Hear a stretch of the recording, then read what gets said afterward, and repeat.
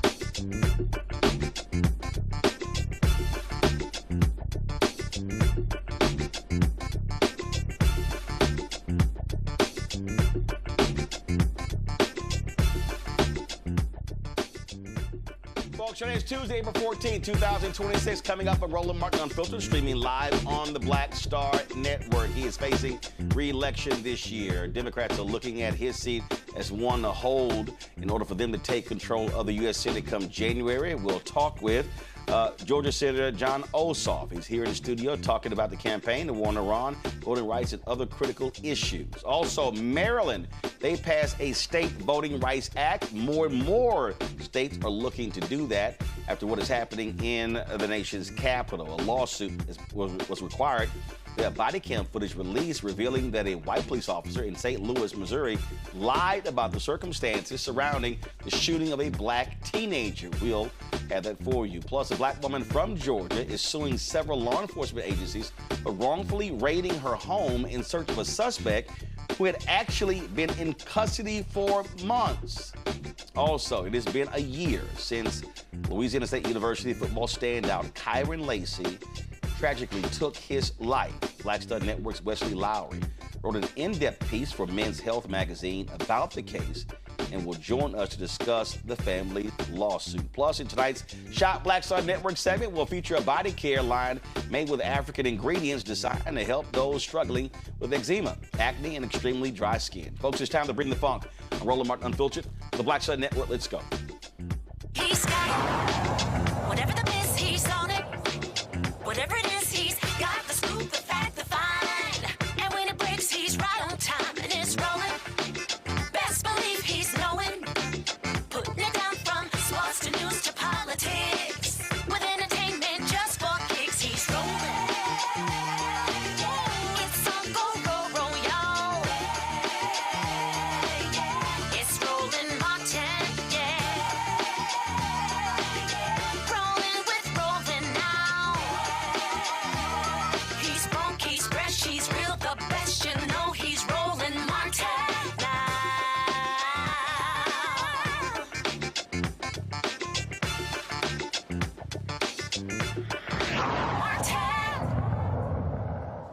Folks, 2021, he helped Georgia turn blue by winning the election. It was a runoff election for United States Senate, defeating Republican incumbent David Perdue. Remember, also, you had Raphael Warnock, who also was running the same time. This was on the heels of President Joe Biden, as well as Vice President Kamala Harris. Well, not their vice president, them winning the election. All of a sudden, you now see them win. Now, a couple of years ago, Warnock won his 6-year seat. Now, Ossoff's turn is to retain his seat. And joining us now, Senator Jon Ossoff here in studio. Glad to have you here. First time in our Black Star Network studios. Great to be here. Thank you for having me. So it's been a busy 5 years. And let's go back. The election was January 5th. Yeah. And then I remember the next day, the Warnock team, they were at a restaurant. We were there. The staff was there. They were just excited about the long, arduous 5-week process. And as we're sitting there, we're watching the television. And January 6th is happening. And here we sit now, 5 years later. Donald Trump has pardoned those people. He's put a lot of people in his administration. And it is as if that never took place. Well, Roland, thank you again for having me. And I know you followed those runoffs very closely down in Georgia. And yeah, my victory, which was the victory that won the Senate majority, was called early on the morning of January 6th, just hours before the president's mob sacked the United States Capitol, the violent act inspired by his election denialism, violating the seat of our democracy to try to prevent the peaceful transfer of power. And you're right, having ascended once again to the presidency, he pardoned the violent criminals who attacked the Capitol, filled his administration with election deniers, and has now turned the federal government into an instrument of misinformation and revenge, still aimed at those 2020 election conspiracy theories, many of them centered in Georgia. And it was in Fulton County, Georgia, just a few weeks ago, where the FBI, overseen by Tulsi Gabbard, who is our nation's spy chief, she is the director of national intelligence, raided those Fulton County ballots. And that is a direct continuation from his efforts that led to the January 6th attack, all the way now to these attacks on voting rights in Georgia and across the country. So with that taking place, and some of the people he pardoned have been now convicted of sex crimes, of pedophilia. I mean, folks, bad actors who he pardoned and gave no look whatsoever, no vetting whatsoever. So you take that, you see what's now happening with the war in Iran. We see what's happening with the economy. And what I still get from African Americans is, okay, but how is this stuff really impacting me? What are you saying to people as you are talking to them about voting you back in? And also, what are you saying to them that if Democrats get control of the United States Senate, what the agenda is going to be? Because just saying Trump sucks, and he does, is not enough. So first, let's talk about what those 2 Senate victories in Georgia unlocked in terms of impactful public policy that's lifted up people's lives in Georgia. Then we can talk about what Trump's doing now and then the agenda moving forward. So, you know, there are folks across the country who, after elections, quite reasonably ask the question, what does this really achieve? How do I feel a tangible difference? But if there's anywhere in the country where people have in a profound way felt and seen their vote matter, it's Georgia. As a direct result of our winning those 2 Senate runoffs, we passed the $35 insulin cap. We directed record funding to HBCUs across the country, including $250 million in supplemental funding to HBCUs in Georgia. We capped out-of-pocket costs for prescription drugs for seniors on Medicare.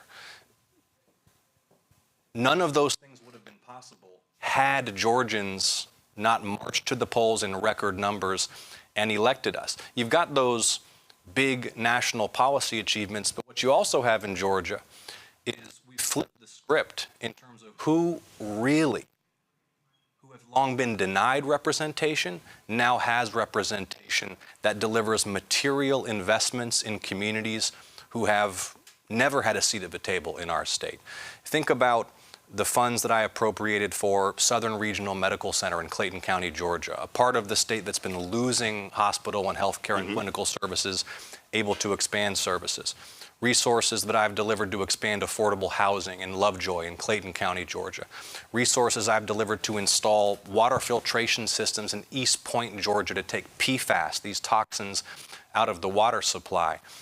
Senator Warnock and I together have directed federal resources to long underserved and neglected parts of the state. People feel that and they know it. What the president is doing right now is directly depriving those communities of resources and investment and access. Oh, he's literally said, even blue states, we're not sending them resources. I mean, federal judges even ruled against it, saying you can't do that.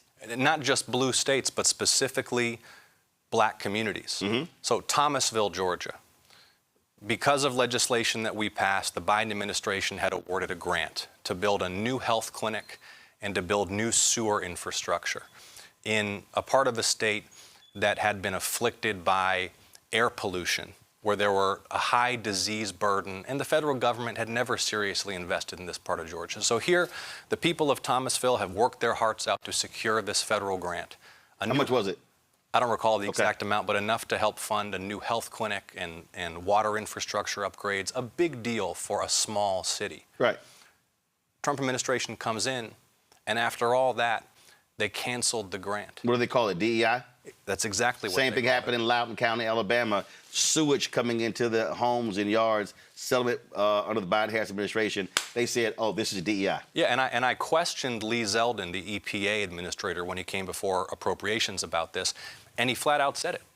He said, yeah, we viewed that as DEI. And what that really means is that this administration did not deem the people there worthy of that kind of federal investment. So he liked the fact that he won Georgia, but this is what I keep saying, and he loves touting places where he won, but those are black folks in Georgia, and he's like, the hell with them. Look, just because I call it defunding Black America. I say this administration is specifically trying to defund Black America in every way: education, health, black businesses, you name it. There's a bullseye on the targets of Black America from this administration. You know the history in the city of Atlanta, where Maynard Jackson, a visionary mayor, helped to build black generational wealth and unprecedented opportunities for black entrepreneurship by ensuring that black entrepreneurs had a seat at the table, for example, when it came to doing business at our airport. Trump administration has come in and tried to dismantle all of that too. But you also asked about what we're trying to achieve moving forward. And a couple things I want to highlight that are of particular concern in Georgia. First of all, housing crisis. Georgia is among the states in the country with the highest concentration of these huge out-of-state hedge funds and institutional investors buying up tens of thousands of homes. There are some neighborhoods in Metro Atlanta where 90+% of a single-family rentals are owned by one company. They're driving Georgians out of the housing market, and then folks who can't afford a home wind up renting from the same companies. Forcing folks to be renters and not homeowners. And so that's something where I've led Senate investigative work. We've just passed an important legislative provision. We need to do more. That is of great concern to my constituents.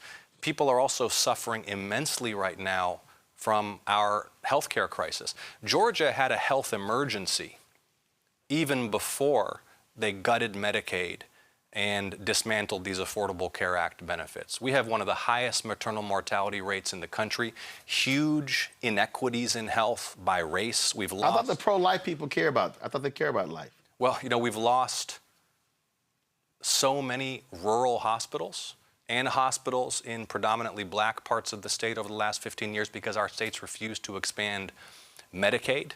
And now folks see their insurance premiums skyrocketing. And so we need to not just wrap our arms around this cost crisis when it comes to health care, but also stand up for the Georgians who are seeing delays and denials of medically necessary care at the whims of insurance companies who are seeing record profits. But you've got a person who says, we can't afford daycare, we can't afford Medicare, we can't afford Medicaid, we can't afford these things because we got to fund a war, and who now wants to have a $1.5 trillion State Department. To me, listen, I understand defense, and I watched as that number went up even under President Biden, where it went over $800 billion. But to now say, let's go to 1.5 trillion, that means it's a bunch of other stuff that's going to have to get chopped if that's going to be the case. Yeah, I mean, he's laid it out in his budget.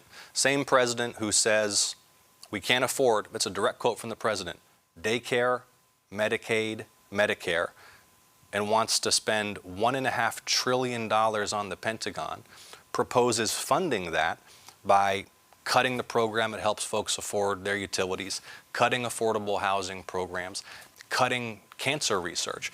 This is the Trump administration's answer to our nation's cost of living crisis, and it's one of the reasons that he is so deeply unpopular across the country, including in Georgia. So how do you make this case to get those voters in Georgia, but especially African Americans? Because there were several 100,000 that did not vote in 2024. And as every day progresses, we get further away from what I call the Black Freedom Movement.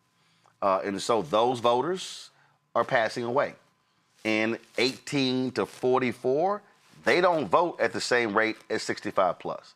And so what are you saying to them that if you are reelected and Democrats are in charge, how their lives can improve as opposed to what is happening right now? First of all, I think Georgia is special because of both our deep history and our recent history. The history of the civil rights movement is of profound and central importance in our consciousness in the state of Georgia. And the recent experience of historic electoral victories that made a transformative difference for our country proves to people their power and the importance of their vote. And what I am seeing in backyards across the state, at rallies I'm holding across the state, in living rooms across the state, is unprecedented energy and determination right now to vote in defiance of these efforts to strip voting rights and suppress votes, and for Georgia to speak again in a way that echoes down through history. So what I am seeing on the ground in Georgia, what I'm feeling on the ground in Georgia, is determination and defiance and a recognition that these midterm elections are the whole ballgame.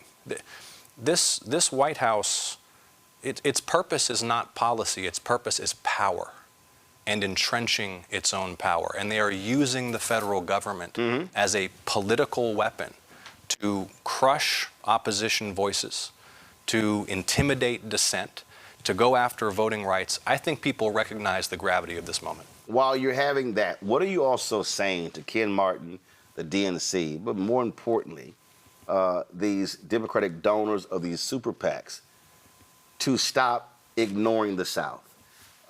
You've got Governor Roy Cooper running in North Carolina, obviously. Let's say he wins, you get reelected, you have Senator Warnock. You're the only 3 Democratic senators from the South. And the reality is, when you look at these places, significant numbers of black voters there. And Democrats have historically just said, we got no shot. I mean, 2012, Obama wins. I'm waiting to go on CNN when I was with him at the time. Chris Van Hollen, now you're a colleague. We're standing in the wings, and I say to him, when are you guys going to invest in Georgia and Texas? It's too red. I was like, no, it's not red. I started rattling off the numbers, and he's like, it's going to be the cost. And I was like, no. I said, you got 2 million eligible unregistered Latinos in Texas. I said, Texas has the most eligible black voters of any state in the country. So I started running off talking about Georgia. And he literally goes, just cost prohibitive. I said, you're guaranteed to lose if you never even try. And then luckily in 2012, Stacey Abrams and others then begin to say, fine, we're not waiting on y'all. And then what happened in 2012 leads to your election, leads to Warnock's election, leads to Biden-Harris winning. And so what Bishop William Barber always says is, he said the problem with the South is it is not organized, it's not mobilized. So what are you also saying to Democratic donors and others by saying, stop ignoring the South and trying to only chase white suburban voters?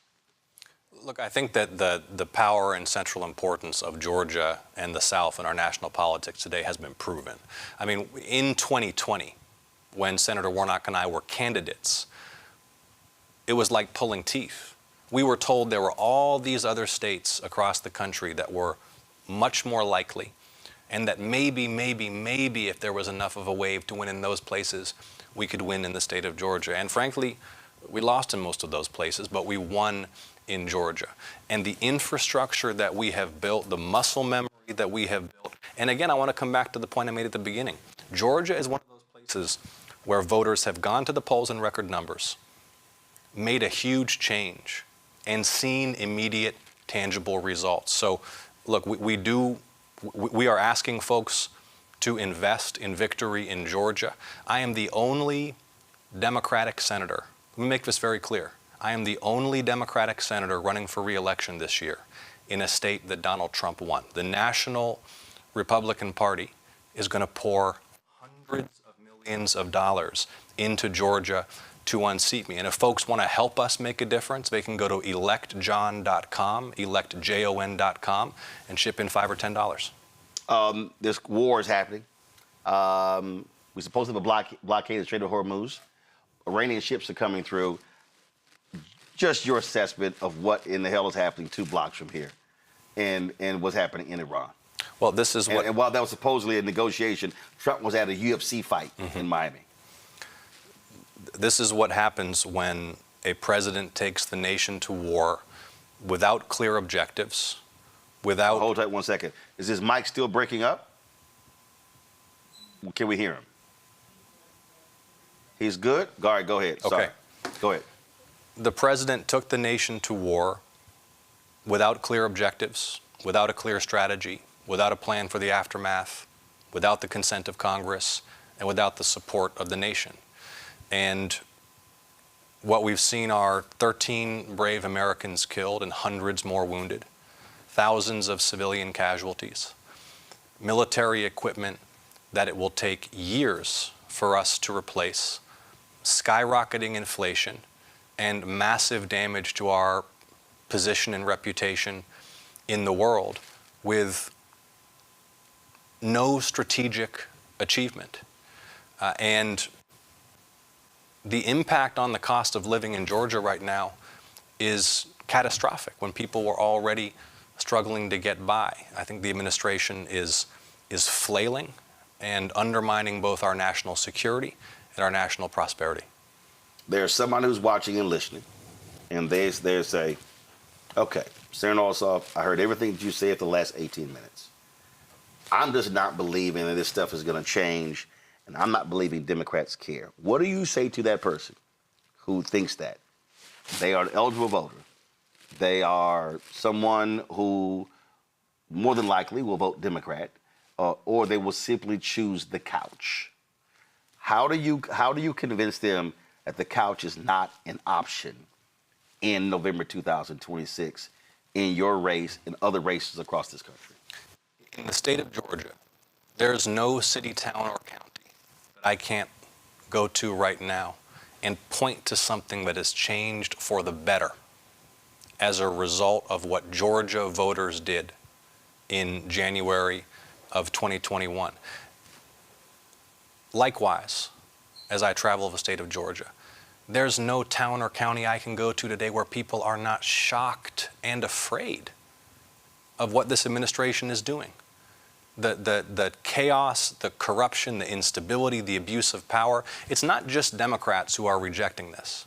It's unaffiliated voters, people who are apolitical, middle-of-the-road folks, and a growing number of Republicans as well. So I think that people understand the stakes, they understand what the power of their vote can achieve, and folks need to get engaged because there's an awful lot riding on this election this fall. Well, we were on the road last week here in Virginia for the April 21st referendum, and so I'm quite sure we'll be spending some time in Georgia, and North Carolina, and Ohio come the fall.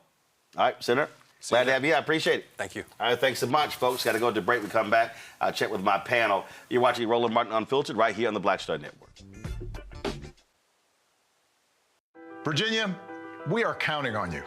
Republicans want to steal enough seats in Congress to rig the next election and wield unchecked power for 2 more years. But you can stop them by voting yes by April 21st.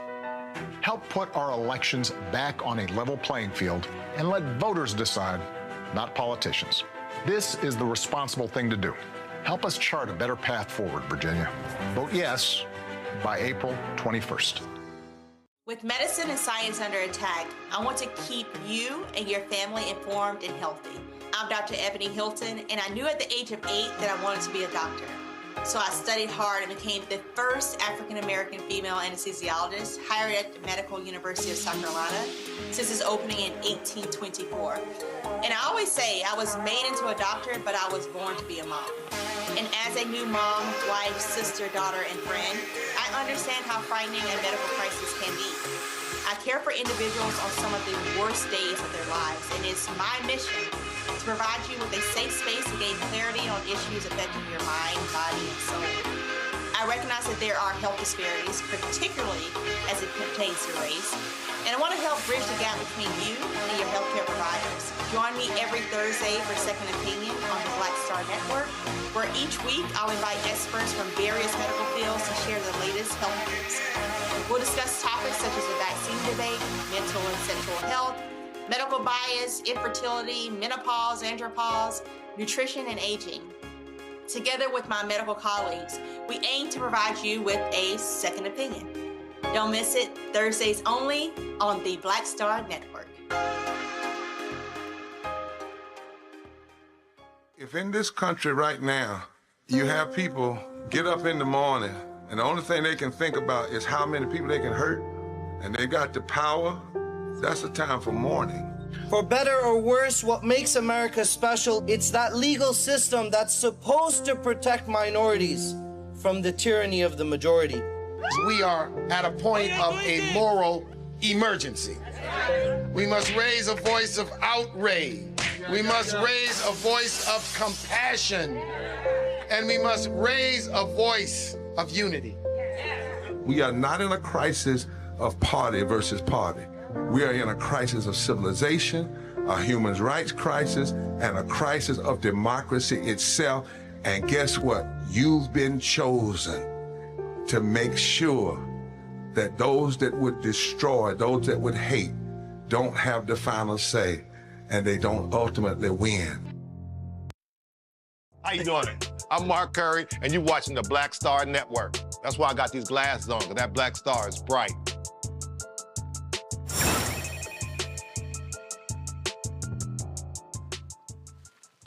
Folks, by pound, Dr. Mustafa Santiago Ali, former senior advisor for environmental justice at the EPA out of D.C., Winnie Siant, co-founder of Politicking out of D.C. as well, Joe Richardson, civil rights attorney out of Los Angeles. Glad to have all three of you here. Winnie, I want to start with you.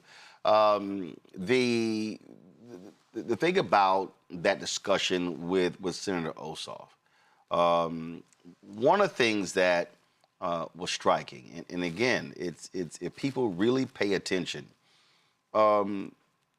throughout the entire interview, he brought every issue back to Georgia, back to Georgia, back to Georgia.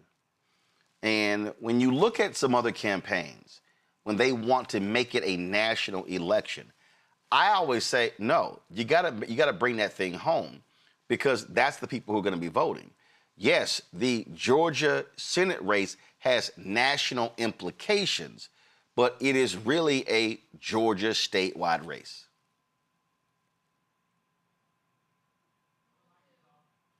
When Cooney, you're mute. I think he was able to do that masterfully. The only national statements that he really made was that he was the only Democratic senator up for re-election in a state won by Donald Trump. I hear an echo. Do you guys hear me okay? So basically, one of the great things about what Senator Ossoff was saying was that, like you said, Roland, he continued to bring it back home.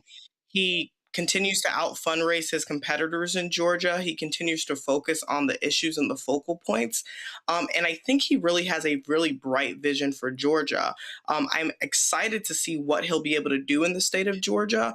And it's interesting because it's a crowded race, right? There's 3 GOP contenders that are running against him, but he really didn't seem to be focused on that at all. He was really focused on the fact that he's running for Georgia. He's focused on Georgia issues. He understands the national implications, but he's there to serve. And he also talked well about his colleague, right? Senator Raphael Warnock. He spoke about speaking. He spoke about speaking with him. He spoke about working on legislation alongside them. So he really showed that he was a team player as well in that aspect. And so it's really exciting to see what he has for the future of Georgia. I raise that point, Mustafa, because, again, if we're talking about the U.S. Senate race in North Carolina, the U.S. Senate race in Ohio, in Maine, in Alaska, that's really what the focus has to be. Also, the race there in Texas, the race in Florida, all those places. And so it's one thing to cast your focus on Trump. But again, I think in order to connect with voters, it has to be, this is what the fool 2 blocks away at 1600 Pennsylvania is doing to impact you in this state, in this county, in this city, in this school district, in this neighborhood, on your street, on your block, on your street, in your home. Yeah, and I think he did that. It's really interesting when you spend time in Georgia. There are literally billions of dollars. He had mentioned about he didn't call it out, but it was the Community Change Grant, which was $19.8 million over there in Thomasville, Georgia. But it's one example of the billions of dollars that should be going to folks in Georgia to nonprofits and to other organizations that are on the ground doing the work. And by helping them to have an understanding that this administration literally took your tax dollars and took that money away from you is incredibly important. I know that he's been a champion also for energy-related issues. And now, there in Georgia, you've got folks whose electricity bills have doubled or tripled. So that's a homegrown type of thing. It's an issue that actually hits people's pocketbook. When they open up that mail, they can see the change that's going on. I like the way he wrapped around also and asked the question as he travels across the state, is your life better? And of course, the answer to that for the vast majority of people is no. So again, in your community, in your town, are things moving in a positive direction? When you're shutting down rural hospitals and it's so incredibly hard for them to be able to stay afloat as is, then that speaks to people now having to travel 50, 60, 70 miles sometimes to be able to get to healthcare. And we understand that, if there's a significant event and you're that far away from healthcare, you may lose your life or you may be damaged. So him being able to bring it back to those bread and butter issues that folks care about across the state of Georgia, whether in rural or in urban communities, is incredibly important. And then, of course, that question of is your life better really is something that folks can think hard about. The thing here, as I look at this, Joe, and when you talk about, again, how to win, when you start walking through by saying, you got this, and this is what this man took away, I think you have to lay those things out. And it drives me crazy when folk run, especially statewide, and they're not name-checking cities and towns and what's happening here, and here. And when I listen to these people yell tangibles, I always go, okay, what's your agenda? Give me the 5 or 6 or 10 issues, and now I want to see how the candidates/parties line up on those issues. See, Joe, I don't want to hear people who just throw out, wet a check. Because first of all, you can't get a check before the election because there has to be an election. And then even if your person wins, let's say a House seat, you're going to need another 217 votes. If your person wins a Senate seat, you're going to need another 59 votes. And you're still going to need somebody in the White House to actually sign it. And so it's understanding the political process. So it's great to have people tickle your fancy, ignite your soul. That's wonderful. But the question is, how do you actually get it done?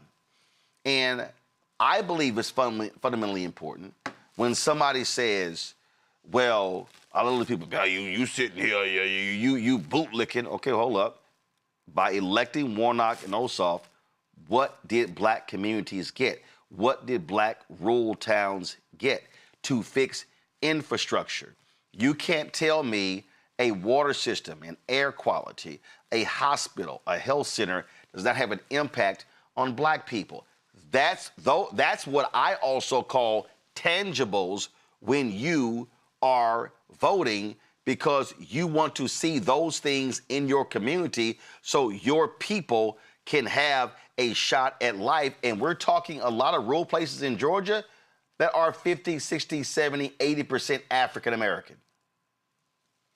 Yeah, I mean, there's good news here and there's bad news. The bad news is there's a whole lot of crazy stuff that has no business going on that's happening right now that's affecting people fundamentally.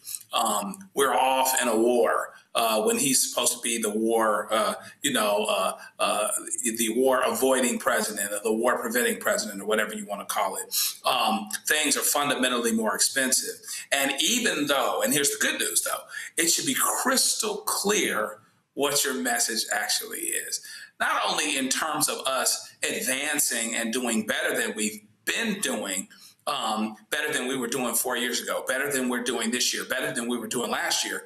But here, this time around, Ossoff and everybody else that's running they're going to be able to talk about actually restoring what's missing right now, what they lost in the last year and a half. There are some very, very tangible things that people used to have: a rural hospital, $3 a gallon gas. There's a whole lot of cheaper eggs. They like to joke about that, but there's a whole lot of things that people thought that at the very least they would be advancing from that they've actually lost. So we can be crystal clear about what the goals are, starting with restoring what's gone.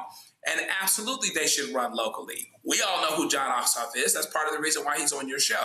But politics is local, and he needs to continue to do that because there are very tangible ways to demonstrate to people what they've lost, how things are different, and to make the goals us moving forward there, starting off with restoring what it is that they have actually seen themselves tangibly lose.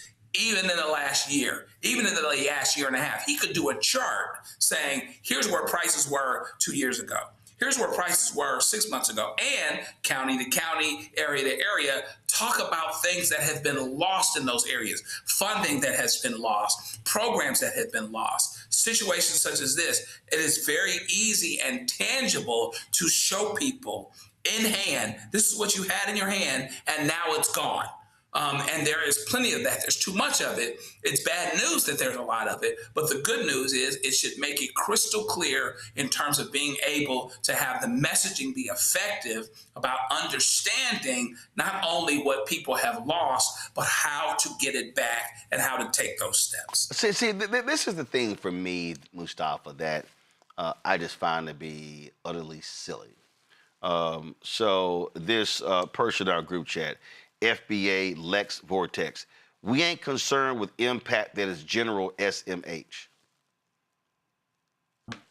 The man specifically mentioned a predominantly black town that had a grant that was going to create a health center in that town, and it had other elements to improve the lives of black people there. How in the hell is that general? That sounded mighty damn specific to me. It was real specific to me also, especially since I've worked down in those areas. So I know those communities, and I know if somebody knows what they're talking about or not.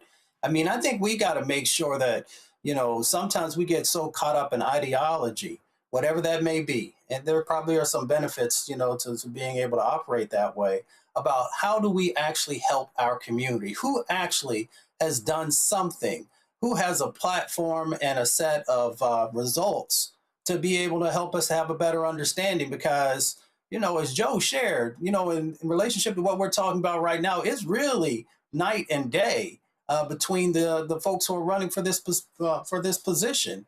You know, when you look at who's in favor of teachers, right, and teachers' pay and making sure that they're no longer getting cut, and it's pretty clear because Ossoff, if you've done any type of research or listened to him speak, that he's been a champion for teacher pay. And we understand also in the areas that we were just talking about that there are a lot of Black teachers. So when their pay is cut or when they're let go, then it impacts our community. It impacts generational wealth.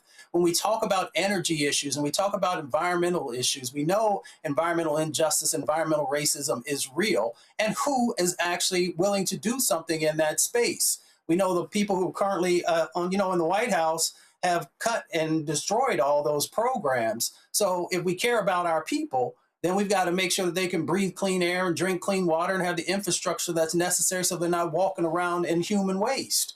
If we want to talk about job creation, then that means that those resources need to come in both on the contracting side, coming in through grants. And we understand that, yes, we want to be able to create our own businesses. So we got to go with whoever is willing to actually make sure that they're funding and giving us the opportunity to get that stable sort of foundation underneath of us. If we want to talk about the things that are going on in relationship to the legal system, it's very clear who's actually fighting for our rights. That doesn't mean that they're perfect in that, and who would really like to see us be locked up and out of the way. And the last thing I'll say is, you know, if we want to look toward the future, then we know who's actually going to put some regulations in place in relationship to AI data centers and making sure that those are no longer impacting our communities and driving up our electricity costs. Or if you're somebody who's also focused on the ICE detention centers, they're trying to put 100, well, I think they're trying to put 83 of those in Georgia right now. They've got 17 already. So we know that that's no benefit to our community, but some of our folks will get caught up and locked up.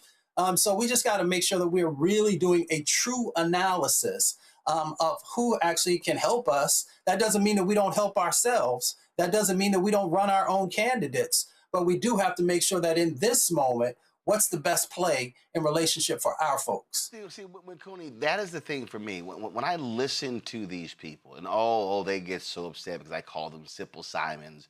Like, oh my God, he calls us names. Yeah, I mean, because I'm gonna call out stupid when I hear stupid.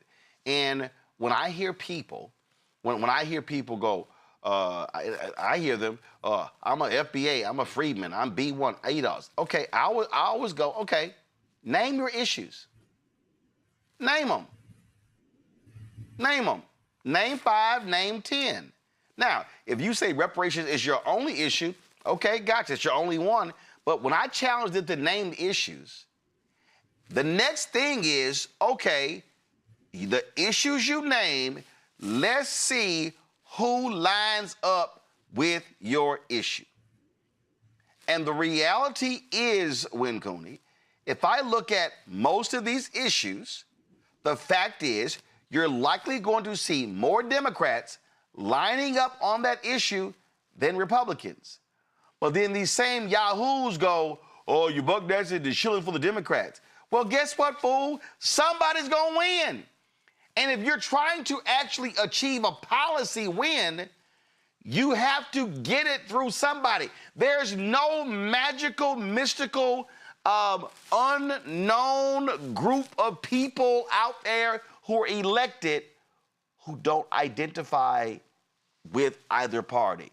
So if you want your tangibles, you're gonna have to get them through the existing system on the national level. Otherwise, I don't know what the hell y'all talking about. You know that one of the tenets of politicking is we don't tell people to vote right or left. We just want them to vote based on factual information. And that's what we saw here, is somebody that was speaking facts. If we look at Senator Ossoff's record just in Senate, we see that he's built a reputation around oversight.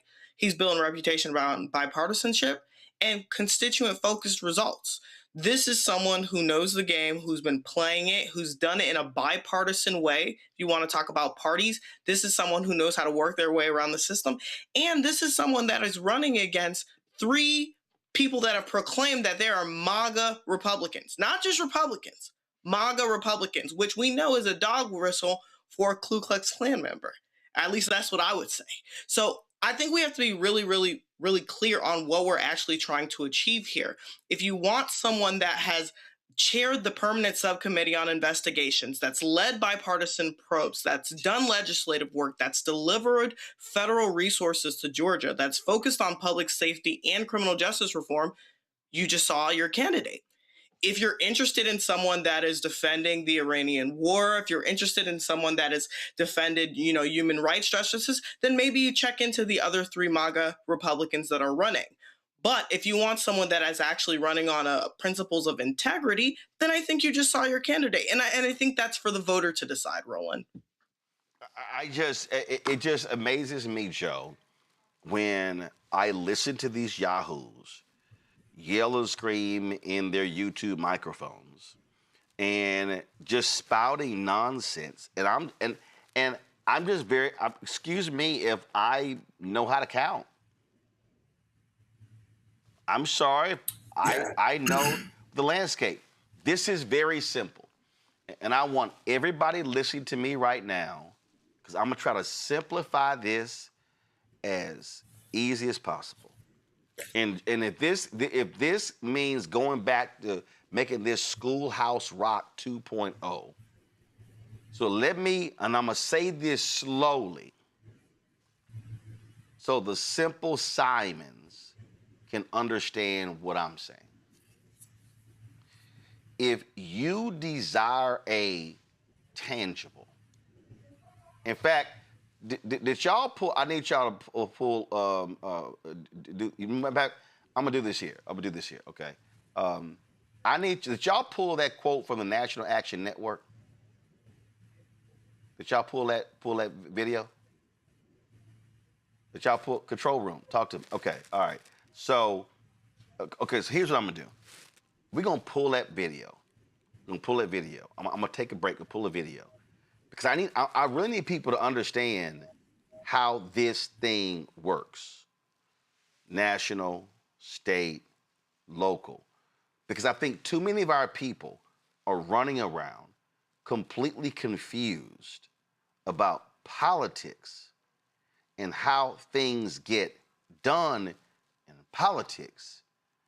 Not how in your fictitious mind how it works, how it actually gets done. So I'm going to go to a break, and I'll be right back on Roland Martin Unfiltered, the Black Star Network.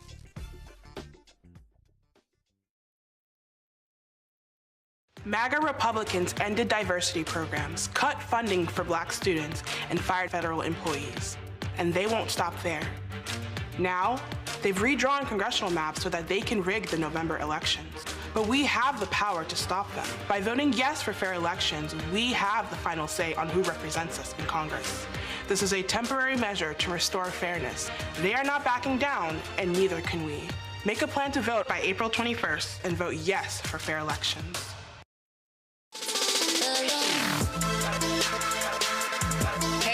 Welcome to The Other Side of Change, only on the Black Star Network and hosted by myself, Rhea Baker, and my good sis, Jamira Burley. We are just 2 millennial women tackling everything at the intersection of politics, gender, and pop culture. And we don't just settle for commentary. This is about solution-driven dialogue to get us to the world as it could be and not just as it is. Watch us on the Black Star Network, so tune in to The Other Side of Change.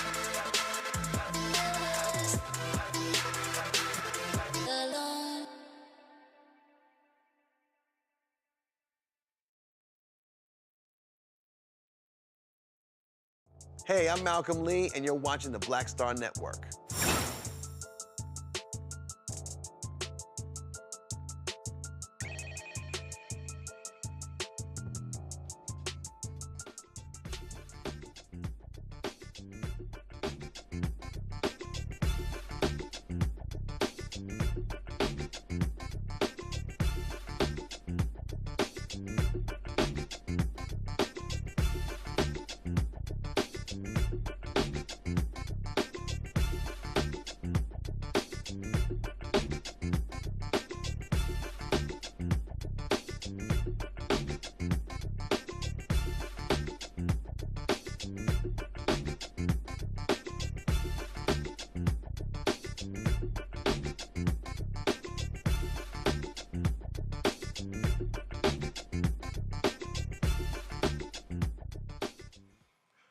Okay, folks.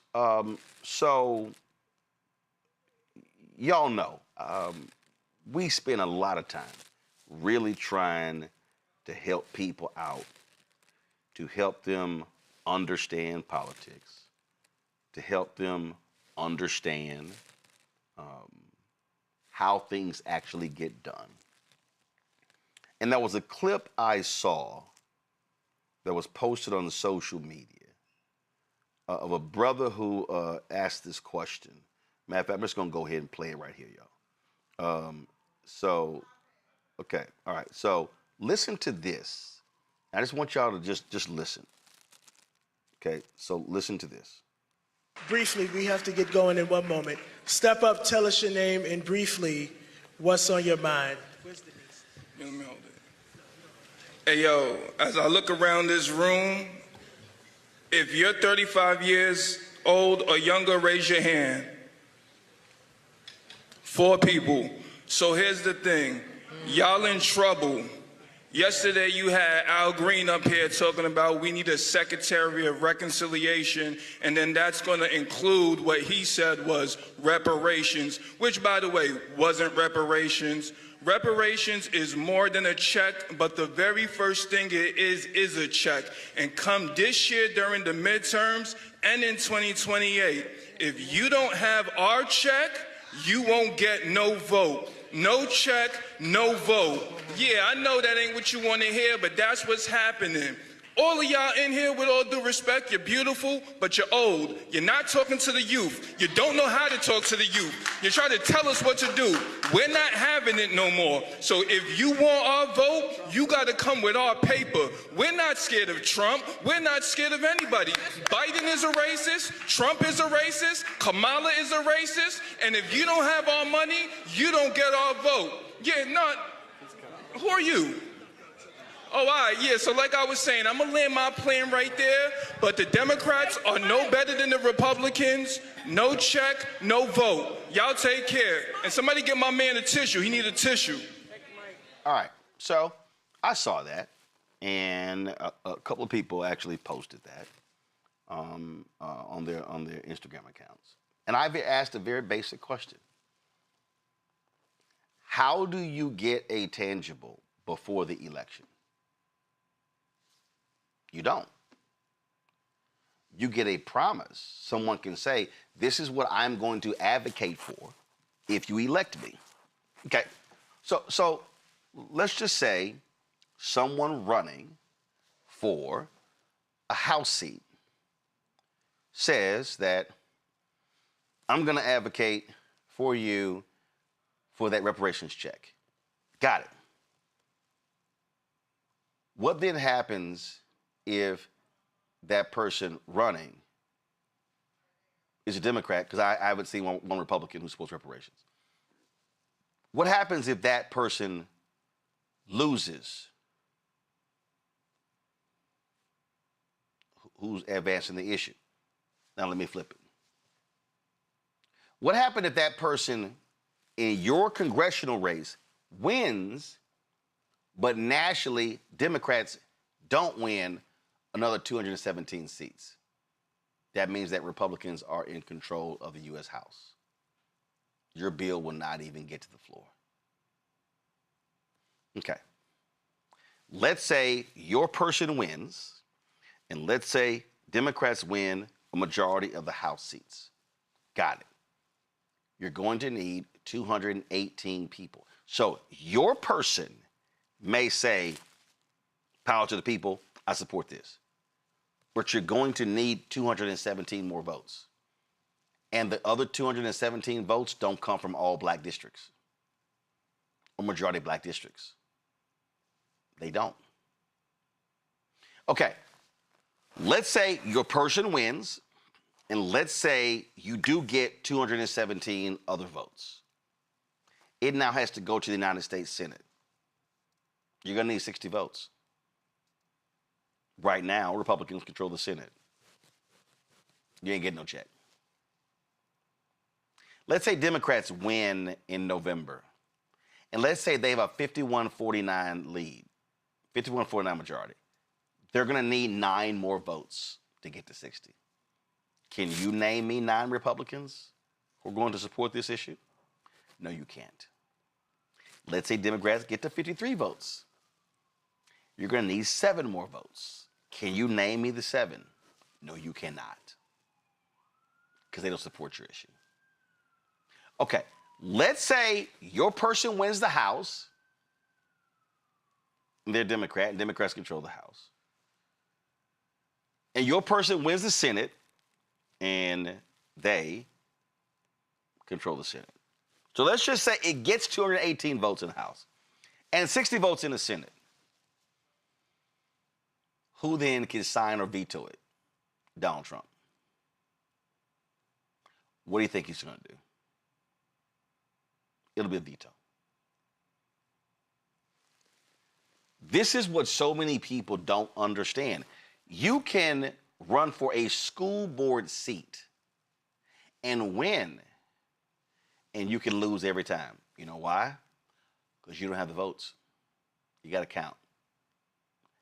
When Ron Kirk was the mayor of Dallas, he always used to tell me, he's like, Roland, these people can hoot and holler all they want to.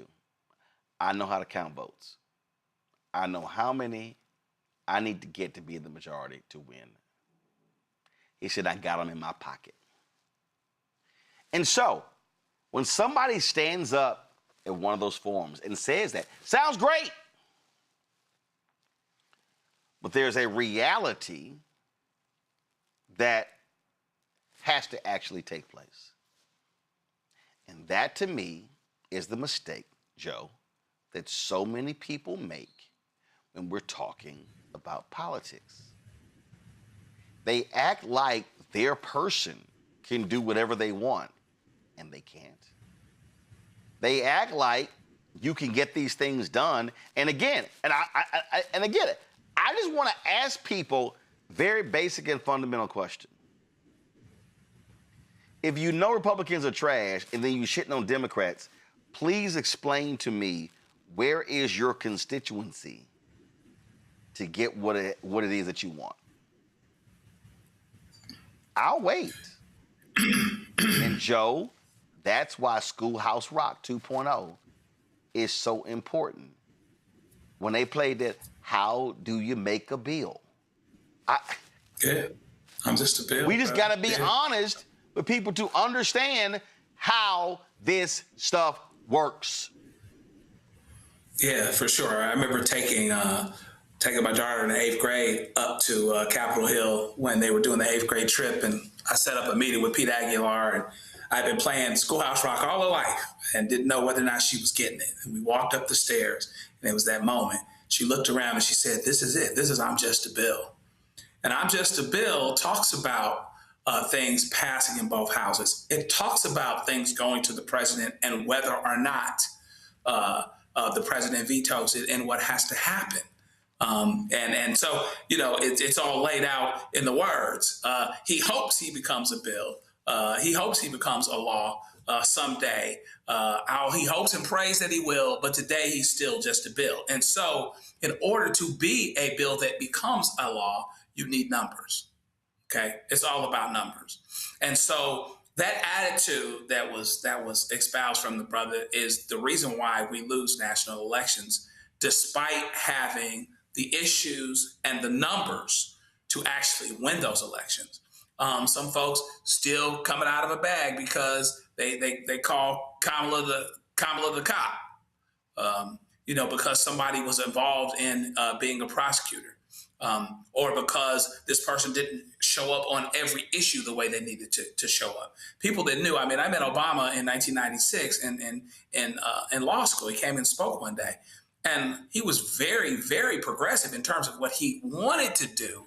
But there's the practicality, whether you're talking about being in Illinois, where there's a whole lot more farmland than big cities, or whether you're talking about being in the United States Congress, and being president or being senator, etc. You got to understand how to count votes. You got to understand where votes come from. And you got to win in order to actually accomplish much of anything.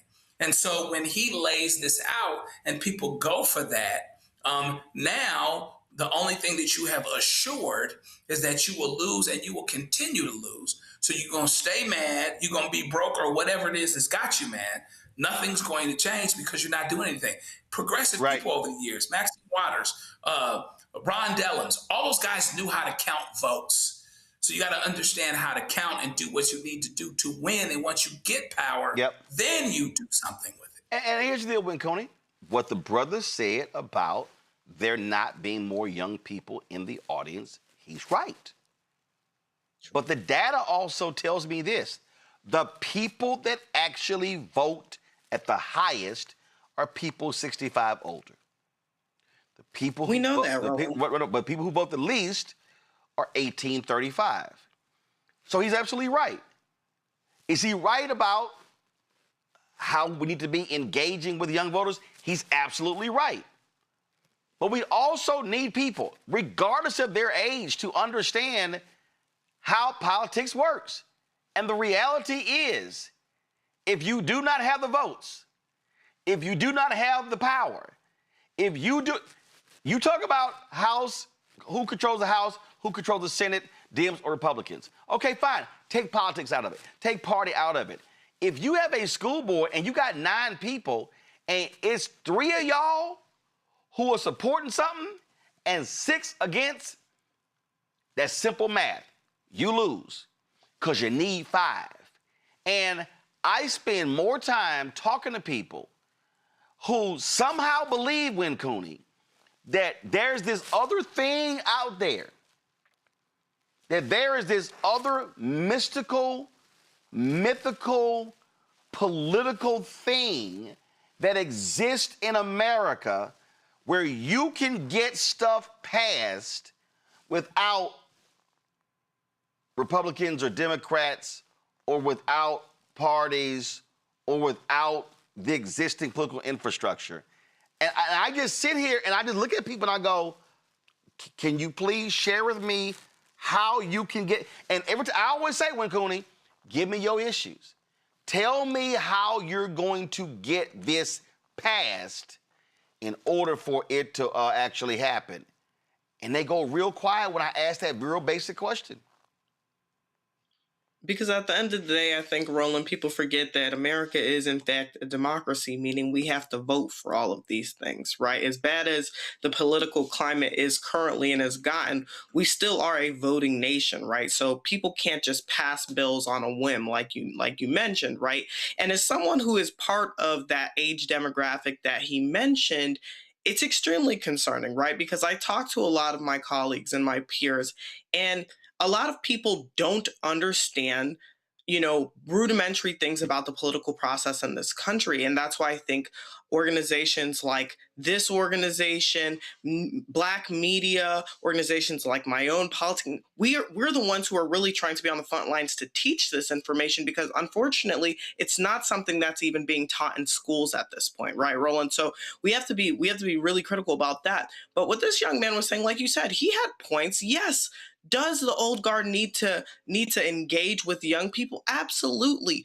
Do more people in my age group need to go out to the polls and cast a ballot? Yes. I think social media has gotten us into this analysis paralysis where people think that if they sit online all day and go back and forth on Twitter, that's actually going to achieve something. But what actually achieves something is voting. A lot of people don't know that baby boomers are the ones that are consistently making decisions in this country, and it's because they're the ones that are showing up at the polling precinct. So it doesn't matter if the older generation continues to die out. That doesn't matter if they're the ones who continue to show up at the polls. Young people, and I'm talking to myself right now, we need to make sure that every election we're casting an educated, informed vote. And the other thing about this young man's ideology that's wrong is the way to do it is to vote and then hold people accountable. You ask for something to get done, you touch head and agree with that candidate, and then you observe him for however long he's in office to see if he can get that done. And if he doesn't get it done, then you can vote him out. But like you said, you can't ask for something and expect to get it before Election Day. Unfortunately, that's called bribery, and it's illegal.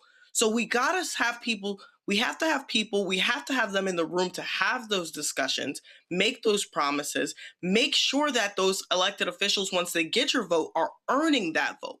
But you got to make sure that they get into office first. Well, and again, I need people to understand the difference between rhetoric and facts. So this same Yahoo, FBA, Lex Vortex, these people get paid to deceive you Negroes. Goddamn, wake up. Okay, FBA, Lex Vortex, please explain to me again what we said that was factually incorrect. Matter of fact, Lex Vortex, we'll give you the phone number to call in. Do you want to get embarrassed? Because I will embarrass you publicly. See, this right here is what I'm talking about, y'all. See, I need people watching and listening to understand that there are people who say these things and they use a lot of words and they're very passionate and very emotional. And you're like, yeah, right on. Then you go, but did he or she say anything? No, they didn't. And I also want y'all to notice something. I want y'all to notice that all of the people who yell, holler, and scream, you bootlicking, you buck dancing, you shilling, y'all notice they always have lots of smoke for Democrats, but they ain't never got smoke for Republicans. Here's what I also notice. Why, if you believe, okay, so that brother said, Trump racist, Biden racist, Kamala, he didn't pronounce her name right. She was racist, they all racist. Okay. So, who's going to give you a check? What I'll say to every single person who's complaining about this and they're tossing names, why are you not organizing and mobilizing? No, I don't mean a rally. I don't mean a get-together. I'm talking about if you believe that you have a message to reach young voters, why are you not organizing and mobilizing them? Please show me the data. Please show me in what city you're doing this. Please show me how you are proactively engaged in the electoral process.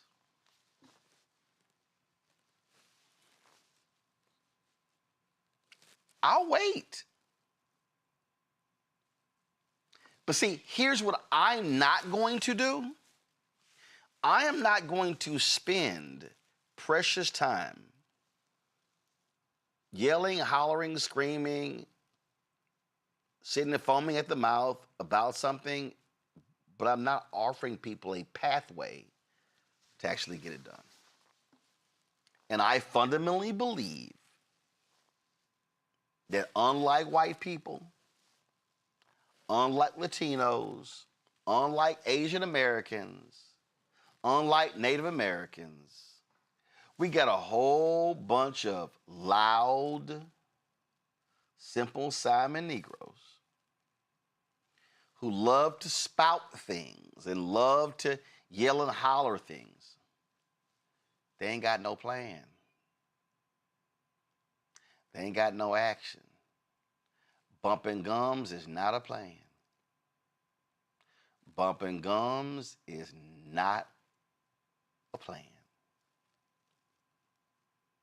And I'm telling you, if you let these folks gain root here, oh, we'll be doomed. Because the facts are the facts. If you do not organize and mobilize people and drive them to polls, and when the election is over, you drive them to city council meetings, and school board meetings, and county commissioner meetings, and state house, and the federal, if you don't do any of that, Everything that you claim you want as a tangible, you are guaranteed to never get because you never organized and mobilized. And if you are just spouting, hoping somebody else do it, then you're actually part of the problem because you're just talking while others are acting. When we come back, we'll talk about tragic story out of Louisiana. This one brother, he should be celebrating his first year in the NFL. Unfortunately, his parents are grieving his suicide after there was a car crash in Louisiana that they blamed all on him. And the details are not showing that's fully factual. You're watching Roland Martin Unfiltered on the Black Star Network. Support the work that we do. Join our Bring the Funk fan club. If you want to contribute to us via Cash App, use the Stripe QR code. You see it right here. That's for credit cards as well. Checks and money order. Make it payable to Roland Martin Unfiltered. P.O. Box 57196, Washington, D.C. 2003 7-0196. PayPal's R Martin Unfiltered. Venmo RM Unfiltered. Zelle Roland at RolandSMartin.com. Roland and RolandMartinUnfiltered.com. Back in a moment.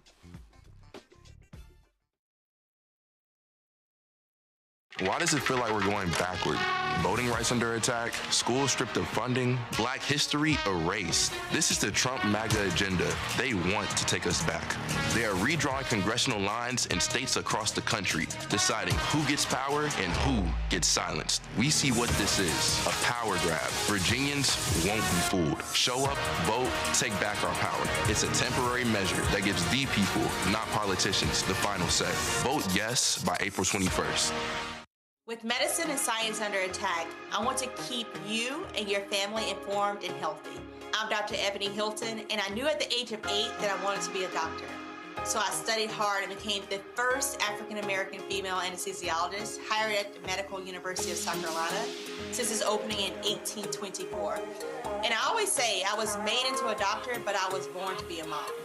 And as a new mom, wife, sister, daughter, and friend, I understand how frightening a medical crisis can be.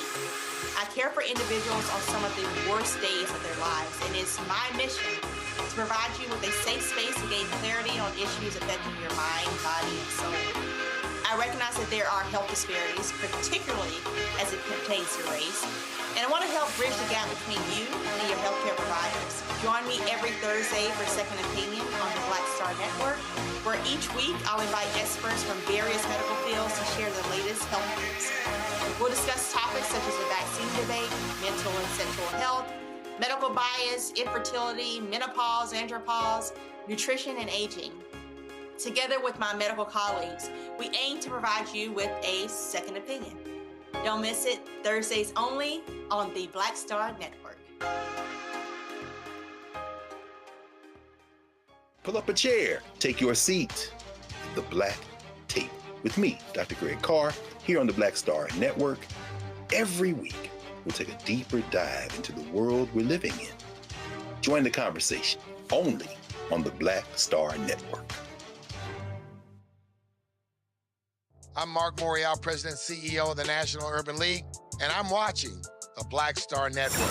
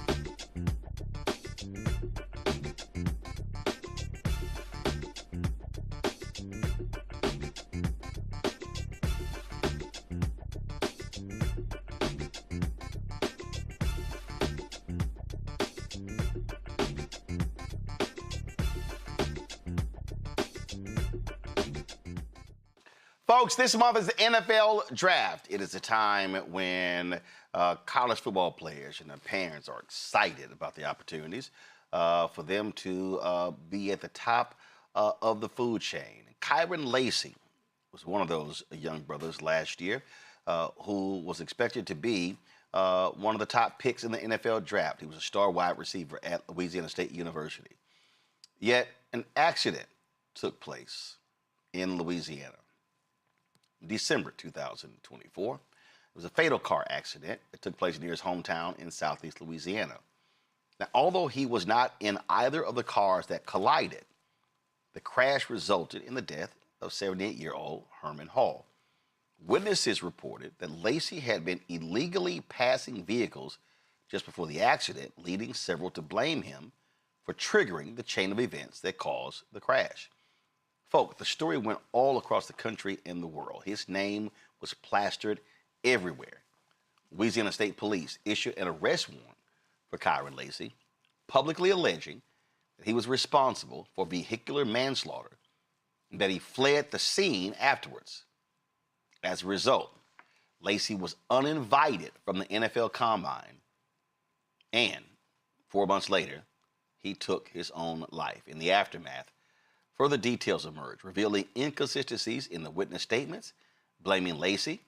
An investigation by prosecutors concluded that he was not fully to blame for the crash. This past weekend, on the anniversary of Lacy's death, his family filed a lawsuit against the state police claiming that errors and bias in their investigation led to Lacy being publicly shamed, which contributed to his tragic decision to end his life. This follows the release of a new in-depth piece in Men's Health magazine that analyzes the case and details what transpired. The article was written by journalist Wesley Lowery, who joins us right now. Wesley, glad to have you here. So, I mean, I remember this story. And I remember when this happened. And we've seen numerous other stories and of athletes driving fast, speeding, shootouts taking place on highways. There was an NFL player that was involved in a massive accident in Dallas, and we've seen people, we've seen individuals that, I remember there was a couple of Cowboys who involved accidents, folks died, they went to prison. And so when this happened, folks are like, well, here we go, another one. What the hell was he thinking? Oh my God, dude, you're about to go to the NFL and earn millions, and now this happens, and then it blows up, and 4 months later, he commits suicide. Now we're learning a totally different deal. Walk us through what you discovered.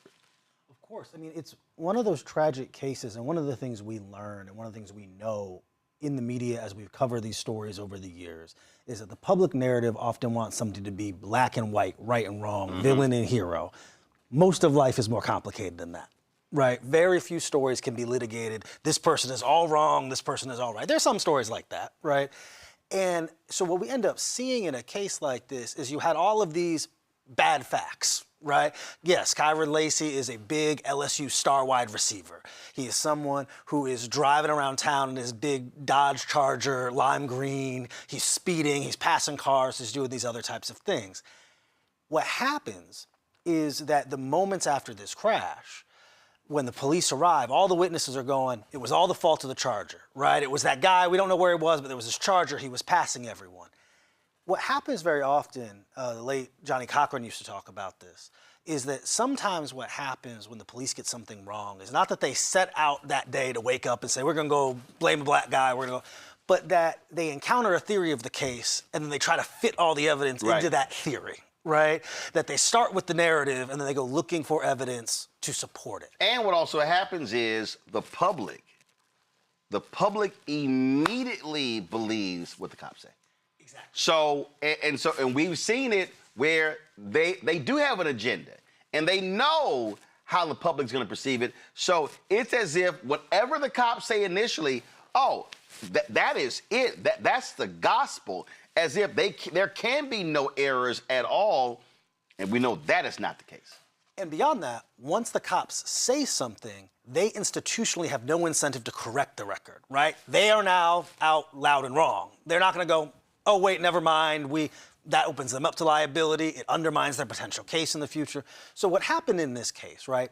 And it's a little complicated because it's about driving and roads and all, but Kyren Lacy, it's on a 2-lane road down in the South, in states like Louisiana and Texas. We've all been on roads like this, long and winding. Some places you can pass, other places you can't. He's in a place where he's not supposed to be passing everybody, but he whips his car, jumps in front of 4 different cars, so he ends up speeding up to about 80, 88 miles per hour in what is a 40 or 50 mile per hour zone. In front of him, there's the car coming in the lane towards him that he is in its lane for a while, but then he gets back over. There's a pickup truck driver, an old black man who has just picked up his brother from the hospital. He slows down, in part because he sees Kyren in his lane, but also because he's going to pull off the road, right? He's going to pull off into this parking lot and do these other things. Behind that driver is a woman, a 29-year-old black woman who is, we later find out, listening to music, eating chips out of her pocket, who's following this pickup truck driver a little too quickly. So when he slows down, she, realizing she's about to rear-end him, veers into the oncoming traffic, head-on collision with somebody, and that is the car where someone died. And so again, Kyren Lacy's car is not actually physically involved. The legal argument was that he started the chain of events that led one car to slow to another car to hit a third car. Because initially, how it was described, Kyren Lacy caused this accident. And part of the reason was, and we've seen this, not because the police released it, although they have since released it, but because Kyren Lacy's attorney ended up putting out some information. This is now after he takes his life, unfortunately. But we start to see in the police body camera video what happens when the police officers arrive. And when the police officers arrive, one of the witnesses, a driver who had been one of the cars who Kyren had just sped past, is loud and wrong, right? He comes in, he says, I saw the whole thing, it was this Dodge Charger, and he lays out a scenario that made it sound like it was a move out of the Fast and the Furious. Like Kyren had split these cars and then they crashed into each other. We know definitively that's not what happened. But that is the first witness who the police hear from, and so they begin their investigation trying to prove the narrative that the green Charger was at fault, that it was somehow directly involved in the case. What we later see, because again, you have to remember, this car accident happens 70 feet in front of Kyren. He has no reason necessarily to believe it has anything to do with him. It's the car in front of him that ends up in a car accident. Right. He slowly approaches the scene and then drives around it.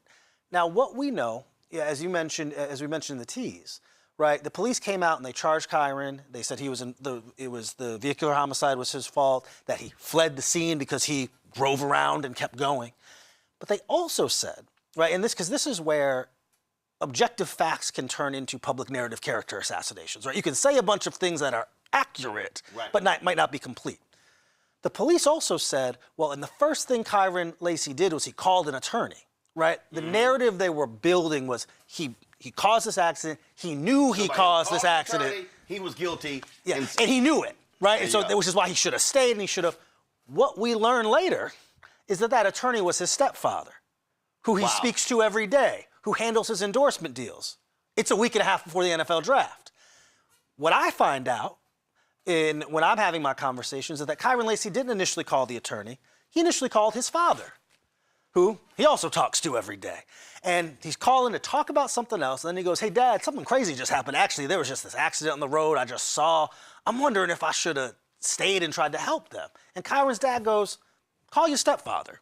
You know, he's an attorney. These two men are close. They've kind of co-parented. They know each other. He goes, call your stepfather on that. It doesn't sound like you should have stayed. You didn't have anything to do with it.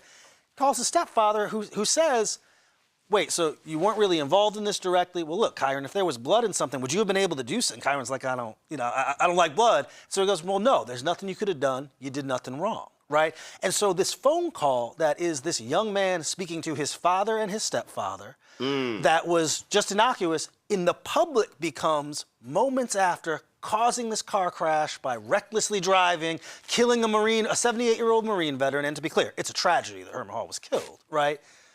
He then calls an attorney. Well, we know it was the stepfather now, right? And so what we saw again is this space between the public record, the objective facts that the police or the prosecutors can put out, and then what is actually true, and how that begins to weigh on someone in this public sphere. And you talk to his family, you talk to others and if they lay out, I mean, just the pain he endured, because it was being talked about on blogs, on social media, on sports talk shows. It was everywhere. He gets disinvited. I mean, this is a young man who was expected to be a first-round draft pick. Yes. We're talking about you're going to sign a 5-year contract. It's going to be millions upon millions of dollars. You're going to be, I mean, you're going to be seen as the savior of some NFL franchise, and you go from that a week and a half before that happens to spiraling out of control. I remember when I was talking to this, because when you do a magazine piece like this, you talk to a whole bunch of people who don't end up in the piece, right? But as part of it, I was talking to as many people as I could who themselves were Black men, public figures who had been through some type of scandal, disgrace. I talked to Kwame Kilpatrick about this. I talked to a woman, Dana London in Chicago, who works with former athletes. And one of the things, I was talking to several prominent activists who've had their ups and their downs, and one of the things someone said to me that I haven't forgotten, is that it's hard to understand the loneliness of fame sometimes, right? That you can never, I do have the line in the piece where it says, you know, few of us will ever carry the burden of almost making it to the NFL, which makes it impossible for us to understand what it must feel like to lose that. To be this young man from Thibodaux, Louisiana, from 2 Black teen parents who did the best they could for him. This is a well-raised child, right, young man, but who's standing at the precipice after years of hard work, putting your body, again, it's not casual to just end up about to be going to the NFL. Discipline and hard work, to then have that snatched away, but then secondarily to experience the character assassination that comes with that, right?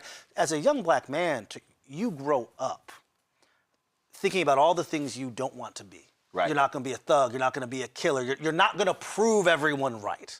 Now, this is a kid who, I mean, he's a kid. He's driving around. He's speeding. I'm sure he's gotten in whatever type of trouble, but had taken all of these steps to ascend out of this. And now at that last moment at the goal line, for, you know, forgive the metaphor, right?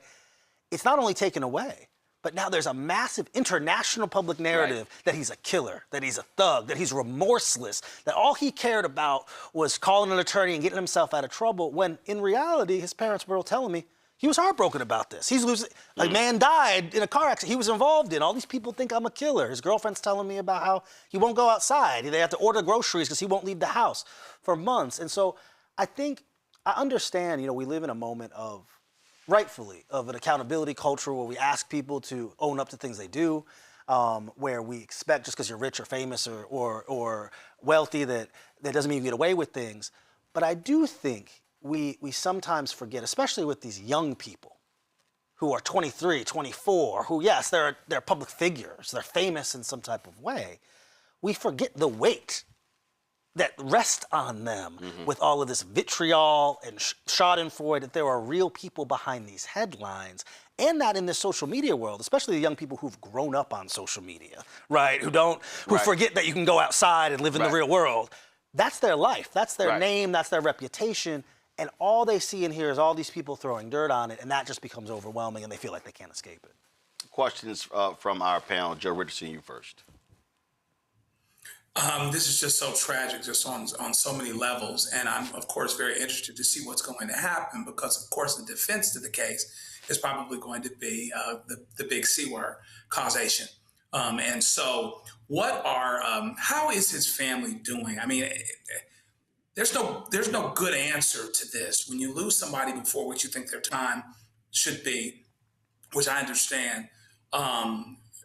They're just unrecoverable. And is there something that they want to do? I know they're doing this lawsuit, et cetera, and I hope that they succeed. But is there something that they want to do, or that they've talked about in terms of saying, here's something that we could do that's in our hands going forward that'll give us some solace going forward, so that he did not die in vain? Those are great questions. And so to start off, first of all, they've started the K2 Foundation, which is doing work around mental health and working with young athletes. I visited them in Thibodaux around Thanksgiving. They did a turkey drive. And so they're really working on trying to build out programming in Kyren's legacy around these exact issues. But your question about how the family's doing, I think, is really interesting because, I got to spend a lot of time talking to them and working with them. again, parents who are not together, but a family that really still is a unit around him. And it was interesting seeing the nuances and complexities about how some of the black men in the family were doing versus some of the black women, how they were doing, and how we all know within our communities how gender factors into how we process things, what we'll talk about, what we feel open about. And so Kyren's mother is extremely poised, church woman in the choir, and is a high school counselor. She's very therapied. She lost her father to taking his own life back when she was a teenager, when she was a child. As a teen, Kyren was her firstborn. She was a teenage mother. She worried about whether or not she was going to finish high school. Now she's gone on and get higher degrees and is working professionally. Really remarkable woman. But you could see through the time we've spent together, talking to each other in a sense on the phone, texting, right? She's very poised and she's very put together, but you can see how she's doing that because she's carrying it with the strength of a mother, right? You can see the way this is tearing at her.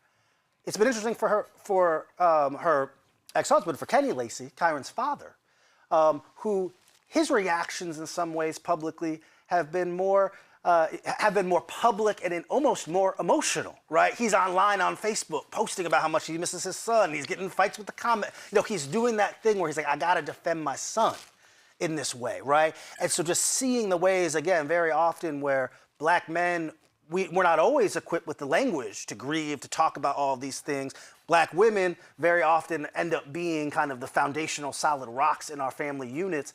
And I remember talking to Kyren's mother and with his father as well, also about not only his younger siblings, his brothers, and not his cousins, but also the group chats of all his former teammates. Plenty of his teammates are now in the NFL.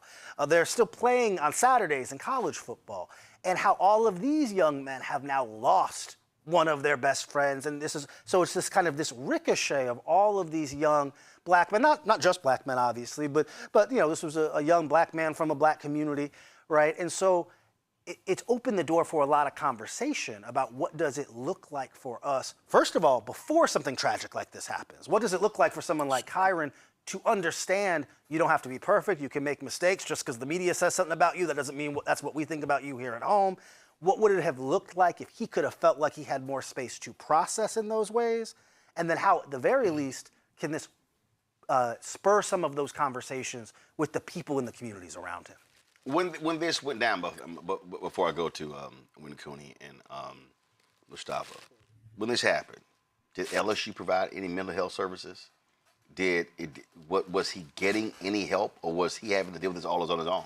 So he had received some services. Now, again, it kind of fell in a unique moment. His senior season was over. So what we know, those of us who follow college sports, right? If you are a big deal college athlete, someone who's going to go pro, once your senior season ends, you're functionally not a student anymore. You're off campus, you're working out, you're getting ready for the NFL draft, right? Some people actually withdraw, others don't. Correct. And so my understanding is he had functionally completed his classes. He was off campus. Now, LSU had provided some services. They had provided some services even previously. I know he had talked to a therapist on campus through athletics, even prior to this case.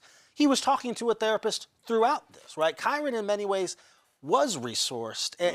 And the reason I actually make a point to think about that, right, because it would almost be easier if it was a story where we could go and no one helped this man. No one was reaching out. No one was Kyren was surrounded by a family that loved him. He had friends. He had two parents active in his life. He had enough resources that he had a therapist.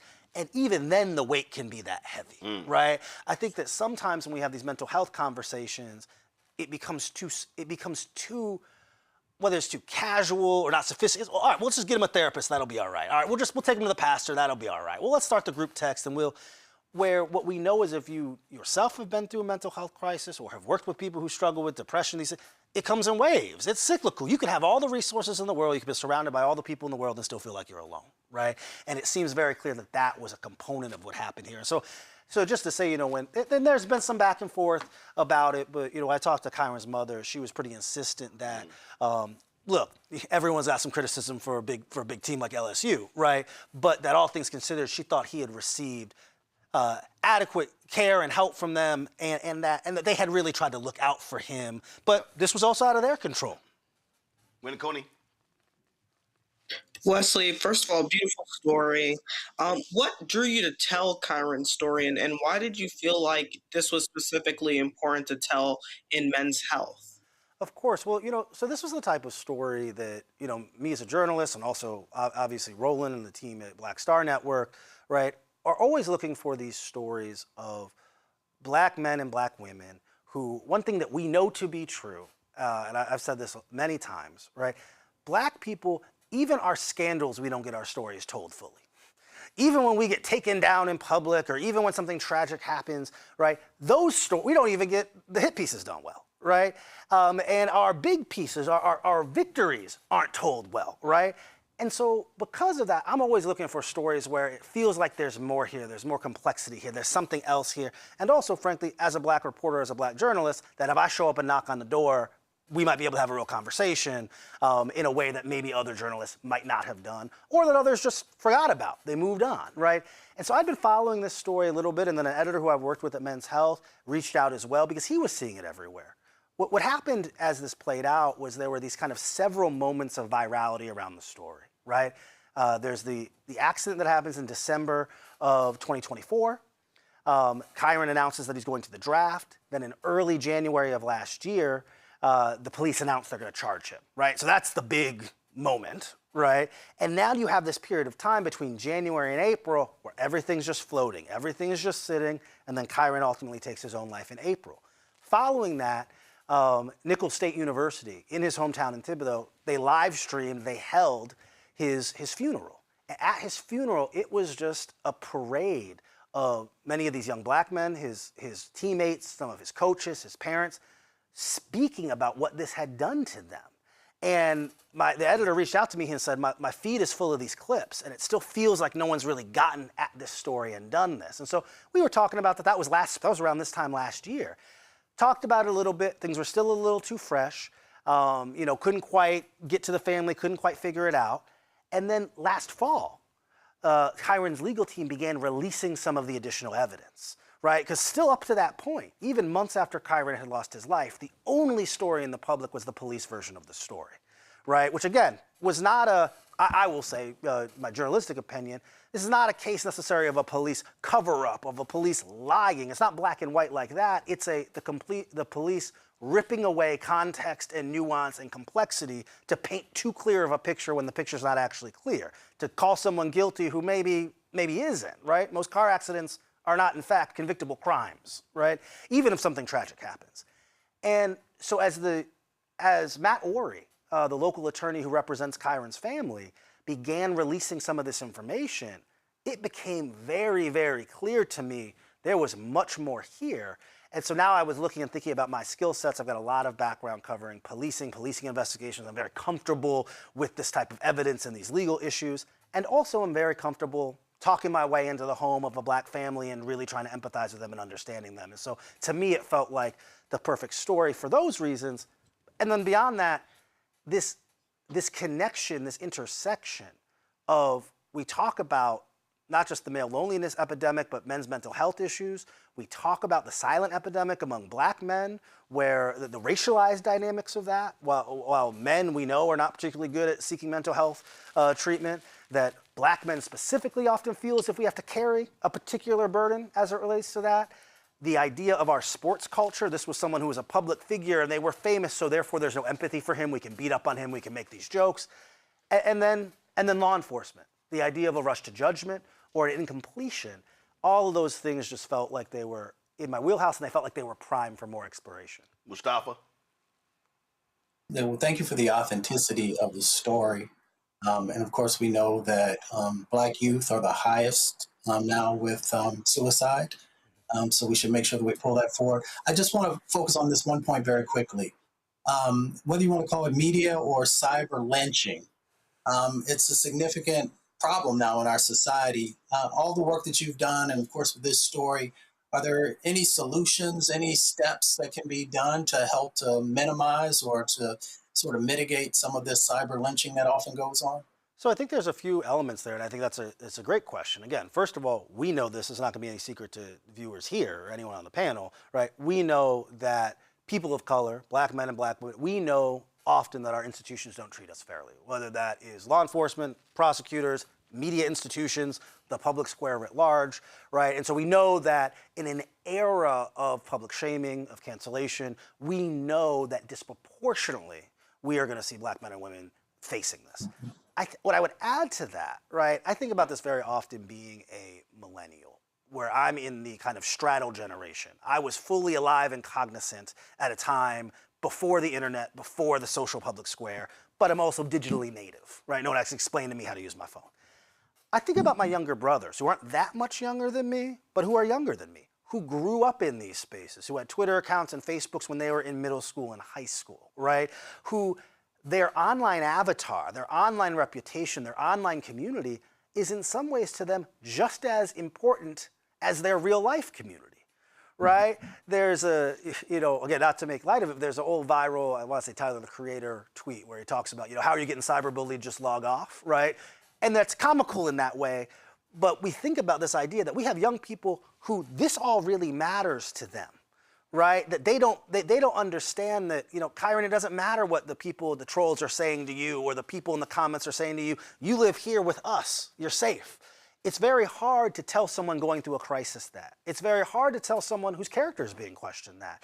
And so I think we have to remember this in this moment of our political polarization, of our digital world, of our high-end combat, that people behind the headlines are real people, right? And that there are real, actual psychological, emotional damage that can happen to themselves, to their families, based on that trolling comment you are sending on their Instagram, that they are waking up first thing in the morning in their own bed, and it feels like the person's in the room with them, calling them a killer, saying X, Y, and Z to them, right? Again, those of us who do this publicly, we develop thick skins, but I'll happily admit there are plenty of times where I get in a fight with someone on Twitter and I'm upset about it for a day, or someone so says something about me or X, Y, and Z, right? We know that even though it's our jobs to perform this in public, very often there are real psychological, emotional damages here. And so when we start talking about our black men, black women who gain this prominence young, in their teens, in their 20s, we have to remember, look, 24, which is as old as Kyren was, that is old enough to be held responsible for decisions you make, right? He would have faced some civil liability. It was a mistake he made in public. But the fact that he didn't believe this was something he could live through, he didn't believe it was going to end, he didn't believe he could get out of it, that is so disproportionate to what was true. And I think that's an indictment of us collectively, societally, that we've created a world where our young men and our young women believe that if they commit a misdemeanor, they're going to get a death sentence. And I think that's something we all have to think about. Folks, check out the piece on Men's Health. Go ahead and pull it up, please. Right there. What happened to Kyren Lacy by Wesley Lowery. Wesley, we appreciate it. Thanks a lot. Of course. Thanks for having me. Folks, we come back. We will have Black Star Network headlines. More to talk about, plus our Shop BlackStarNetwork.com segment. You're watching Roland Martin Unfiltered on the Black Star Network. Virginia, we are counting on you. Republicans want to steal enough seats in Congress to rig the next election and wield unchecked power for 2 more years. But you can stop them by voting yes by April 21st. Help put our elections back on a level playing field and let voters decide, not politicians. This is the responsible thing to do. Help us chart a better path forward, Virginia. Vote yes by April 21st. With medicine and science under attack, I want to keep you and your family informed and healthy. I'm Dr. Ebony Hilton, and I knew at the age of 8 that I wanted to be a doctor. So I studied hard and became the first African-American female anesthesiologist hired at the Medical University of South Carolina since its opening in 1824. And I always say I was made into a doctor, but I was born to be a mom. And as a new mom, wife, sister, daughter, and friend, I understand how frightening a medical crisis can be. I care for individuals on some of the worst days of their lives, and it's my mission to provide you with a safe space to gain clarity on issues affecting your mind, body, and soul. I recognize that there are health disparities, particularly as it pertains to race, and I want to help bridge the gap between you and your healthcare providers. Join me every Thursday for Second Opinion on the Black Star Network, where each week I'll invite experts from various medical fields to share the latest health news. We'll discuss topics such as the vaccine debate, mental and sexual health, medical bias, infertility, menopause, andropause, nutrition, and aging. Together with my medical colleagues, we aim to provide you with a second opinion. Don't miss it, Thursdays only on the Black Star Network.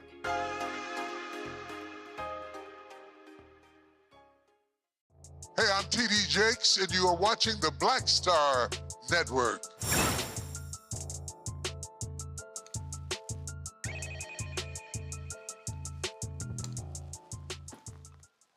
All right, folks, the Save America Act appears to be failing in Congress, but 23 predominantly Republican-led U.S. states have recently altered their voting procedures to reflect key elements of Donald Trump's extensive package of voting restrictions in preparation for the November midterm elections. In Maryland, lawmakers passed a voting rights bill in the final days of the 2026 legislative session that could allow Governor Wes Moore to revisit congressional redistricting. Now, it died in the Senate.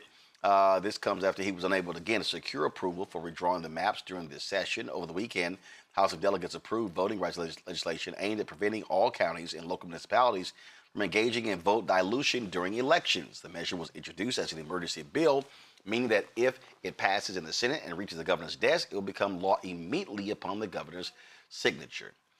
Folks, in June of 2024, 17-year-old Ekamshion Wilkins was shot in the back of the head as he ran away from police trying to arrest him.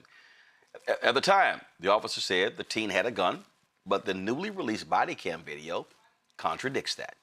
Here's a Facebook post from 2024 detailing what happened.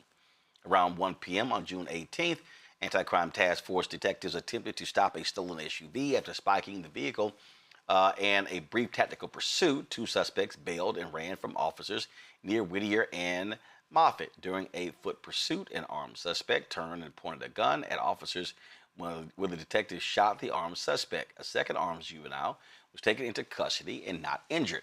A third individual in the rear seat was in the SUV and complied with officers. No officers were injured. But here's the actual body cam footage, folks. There's no audio during the first 30 seconds of the video. And we're going to start the video as soon as the body cam audio comes on. Now, we want to warn you, what we're about to show you is quite disturbing. Recording. Get on the fucking ground now! Drop that fucking gun! Drop that fucking gun!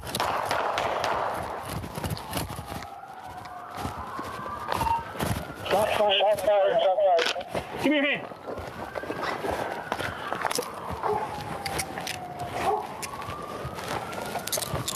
Fuck. Location. Whittier and that, yeah, shots fired. Fucking here. Shots fired, that's what we get. Wait, sorry, I need to get him out. What, give me address. 619 in the rear. We have both in custody? Driver's in custody. Driver. Is everyone okay? All officers are accounted for, unharmed. Subjects down in the rear, 4219.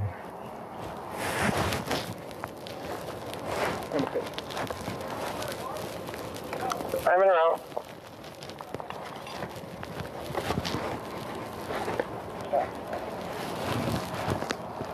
Dispatch to anti-crime. Is everything okay? Do you need the district to respond? Right now, everything okay. Just the EMS up there. Hey, come here. Me, I did. Okay. Right there. Yes, sir. We'll start EMS. Do you need the district? Okay. Didn't still pocket till right there. How many times did he hit? 2 or 3. I think 3. Ma'am,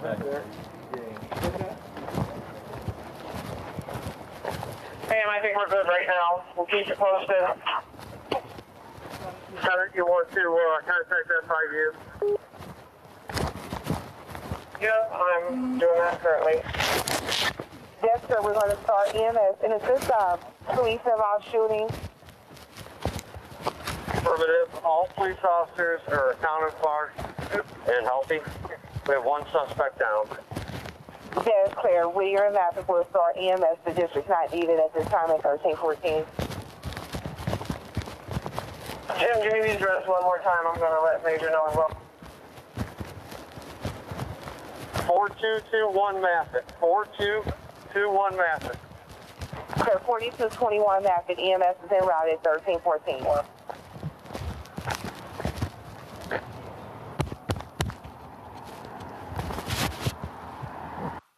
All right, folks, to begin, start the video again at the top again before I go to the panel and play it again. I just want to see the first 20 seconds. Go.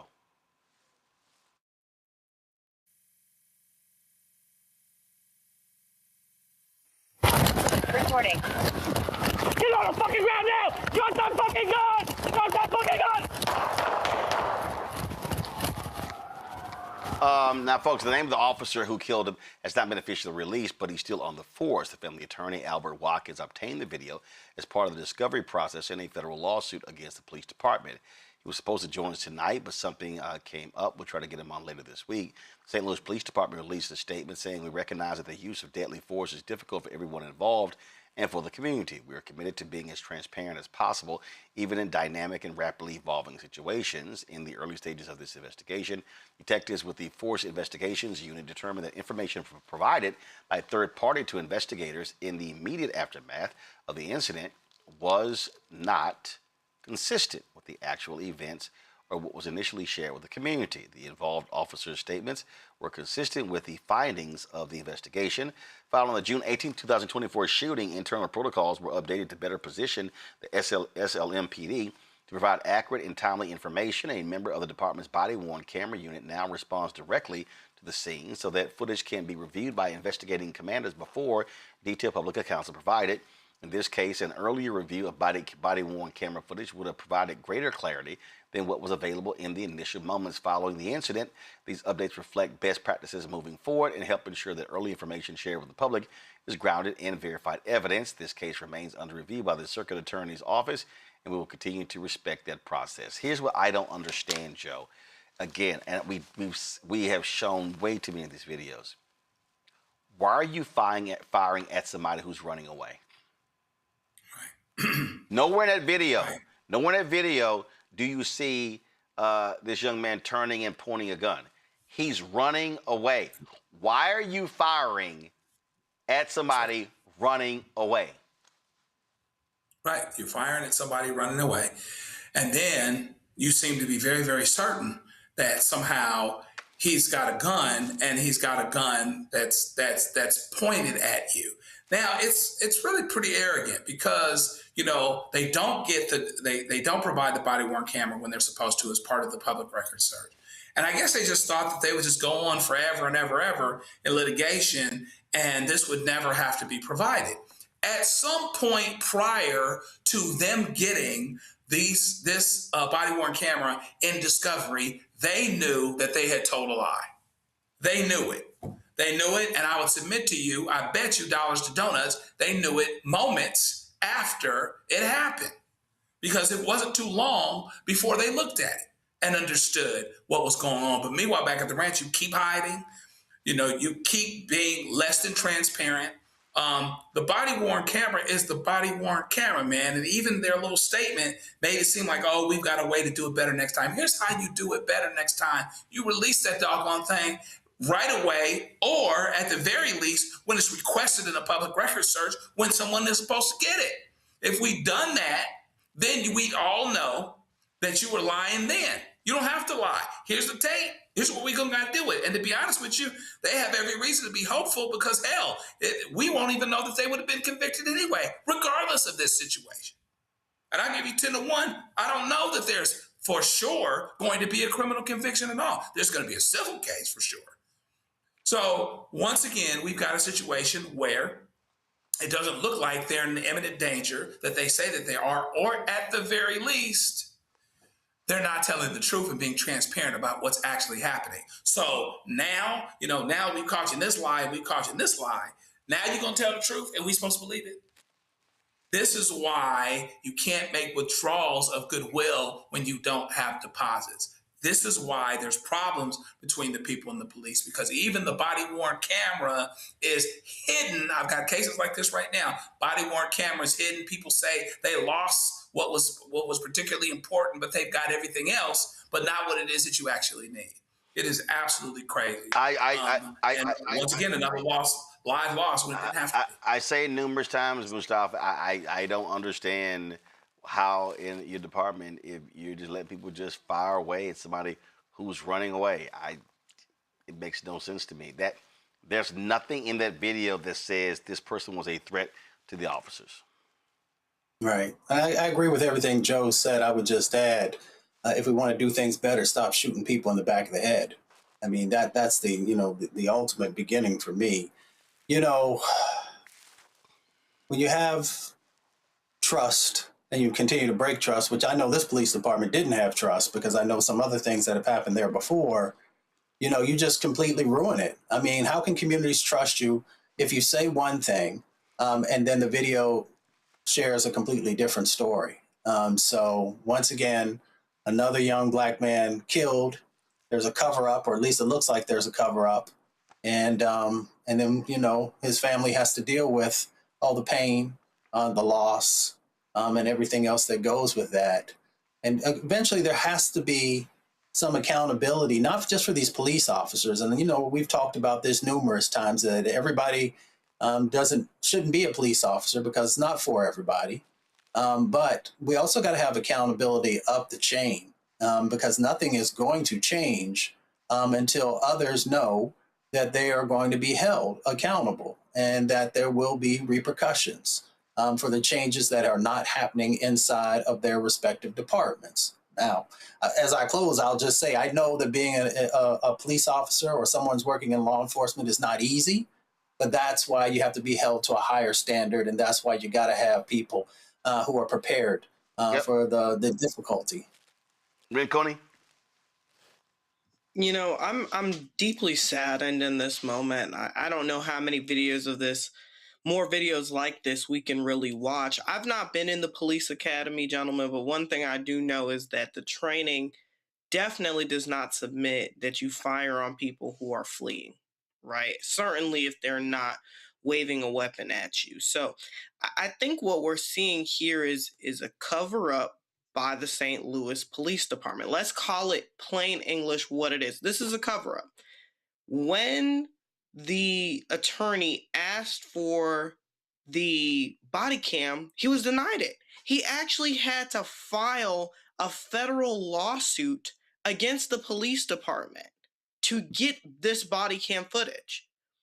I've had cases where I've asked, hey, we can request body cam footage. When they requested it, they were denied it. They had to file a federal case to get this. This is actually withholding information. This is actually illegal. If someone were to do this that was not the police department, they would be thrown in jail. So we really have to call it what it is. This is yet another setup, cover up by the police department. Then we got to get to the point where I know everybody likes to, make these young men into adults. This was a 17-year-old boy. 17, no criminal priors. Okay, maybe he got into a little trouble. Did he deserve to die over it? No. Even if there was a stolen SUV reported, that does not engender a situation in which you can take a life. For me, when I looked at these police officers, I saw someone who was firing like they were at a firing squad, not someone who was trying to de-escalate a situation. Not someone that was trying to protect the community. Those were homes that they were firing into.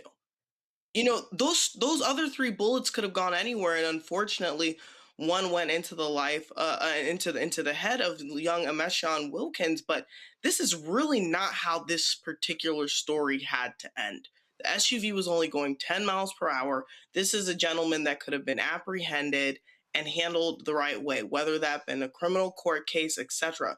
It did not have to end with his body shot down in St. Louis in that way. It's a travesty. Indeed, indeed. All right, folks, quick break. We come back. Shop BlackStarNetwork.com.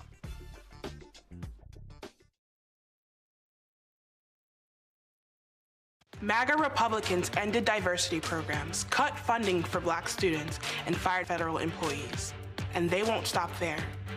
Now, they've redrawn congressional maps so that they can rig the November elections. But we have the power to stop them. By voting yes for fair elections, we have the final say on who represents us in Congress. This is a temporary measure to restore fairness. They are not backing down, and neither can we. Make a plan to vote by April 21st and vote yes for fair elections. This is Bill Duke, and you're watching the Black Star Network.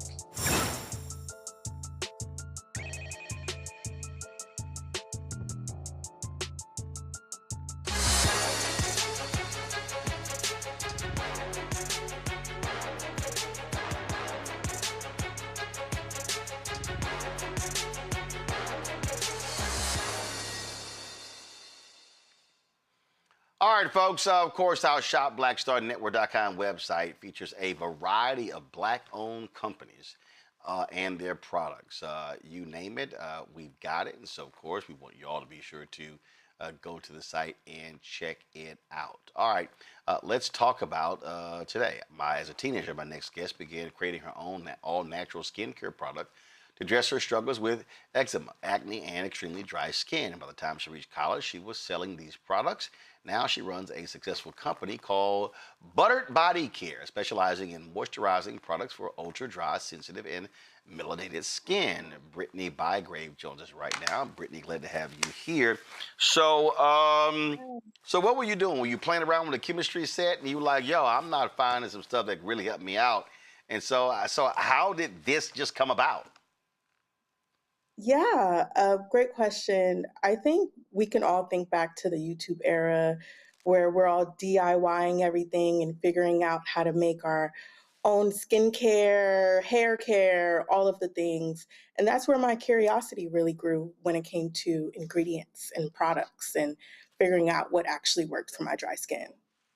All right, and so you were how old when you first started?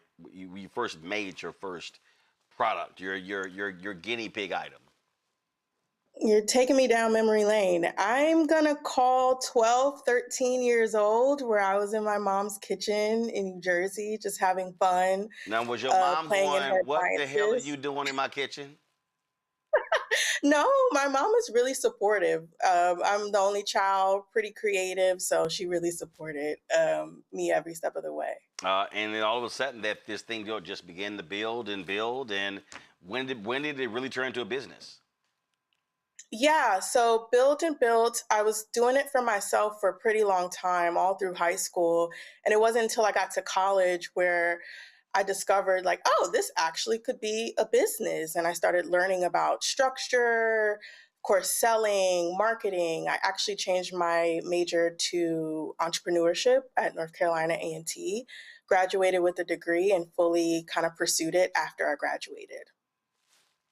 Okay, so I'm sitting here looking at Buttered Hyper Mango Body Glaze. Then I have Very Vanilla Body Glaze. And then the Buttered Helly Jelly Skin Jelly. Explain to us these three. Yes, I'll start with Helly Jelly. That's going to be our best seller. It's a kind of a plant-based alternative to petroleum. So it's infused with castor oil, aloe vera, vitamin E, and it's pretty multi-purpose. You can use it all the way from your hair as a hair grease to the cuticles on your fingernails. And of course, you're going to be moisturized. It's pretty well known because it's the exact, or if not similar texture to petroleum, which we all know and love from generations to come. So people love it for that reason. And then Hyper Mango Body Glaze is a great layering to that. This moisturizer is going to be pretty lightweight. Again, all of our formulas are multi-purpose, so you can use this on your hair, on your back, on your legs, on your arms, anywhere that's dry, you're going to get that extra hydration. Hyper Mango is going to have that light mango scent, perfect for spring. And similar to Very Vanilla, similar texture, and of course, a different smell. Very Vanilla is going to be a little bit more potent for those vanilla lovers out there. Questions from the panel. When go to you first. Yeah, I was curious as to, first of all, this is phenomenal. I was curious as to why you guys decided not to use petroleum jelly in any of these products. Yeah, through my research, I found that petroleum never really worked for my skin. and discovering why it turns out petroleum doesn't really hydrate your skin. It acts as a added layer on top of it, which is interesting. So you think you're moisturized, but no, you're just feeling the petroleum. And a little bit deeper into my research, I found that petroleum is a non-renewable source.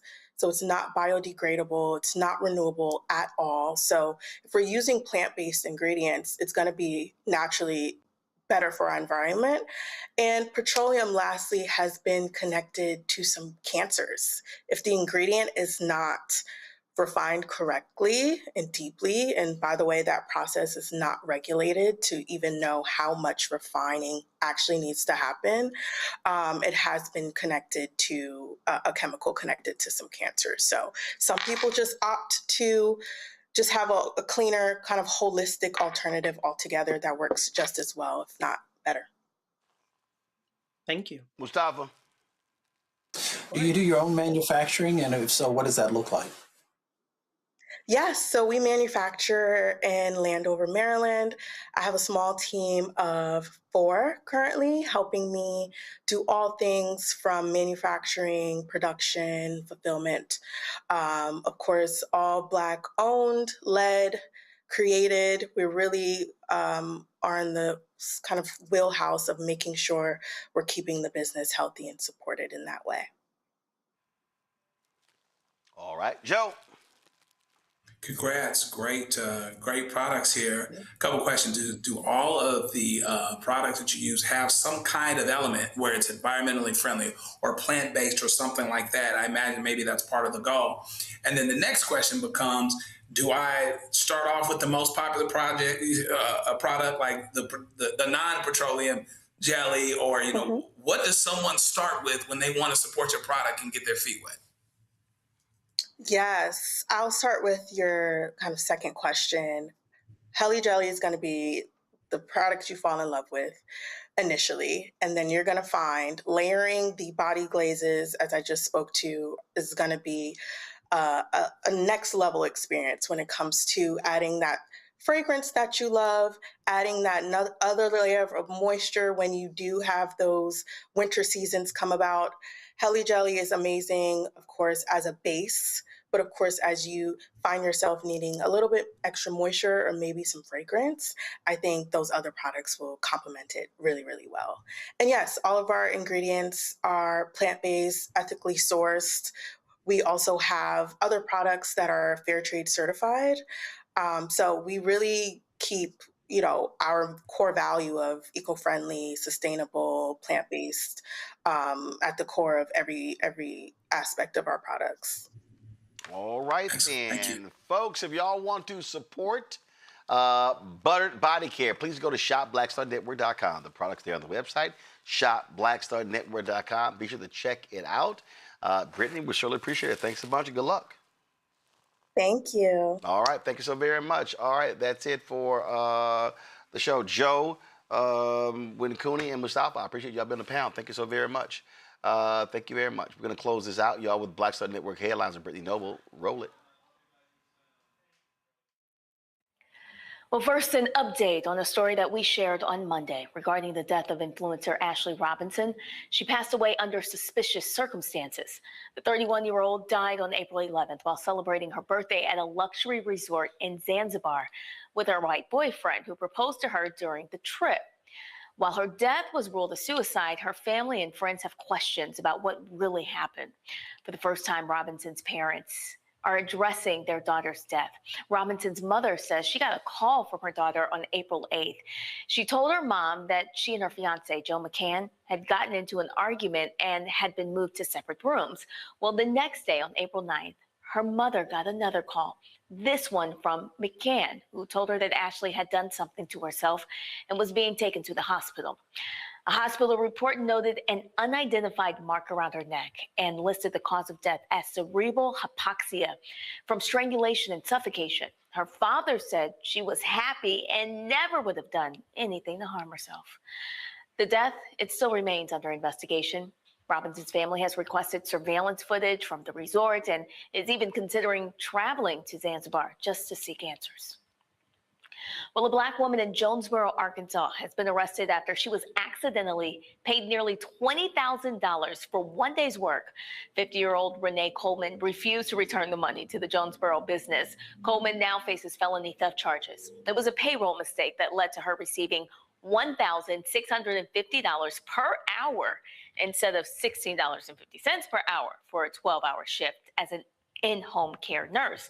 Well, Coleman has said that she thought that the money must have come from a bank loan that she'd previously applied to fix her husband's semi-truck.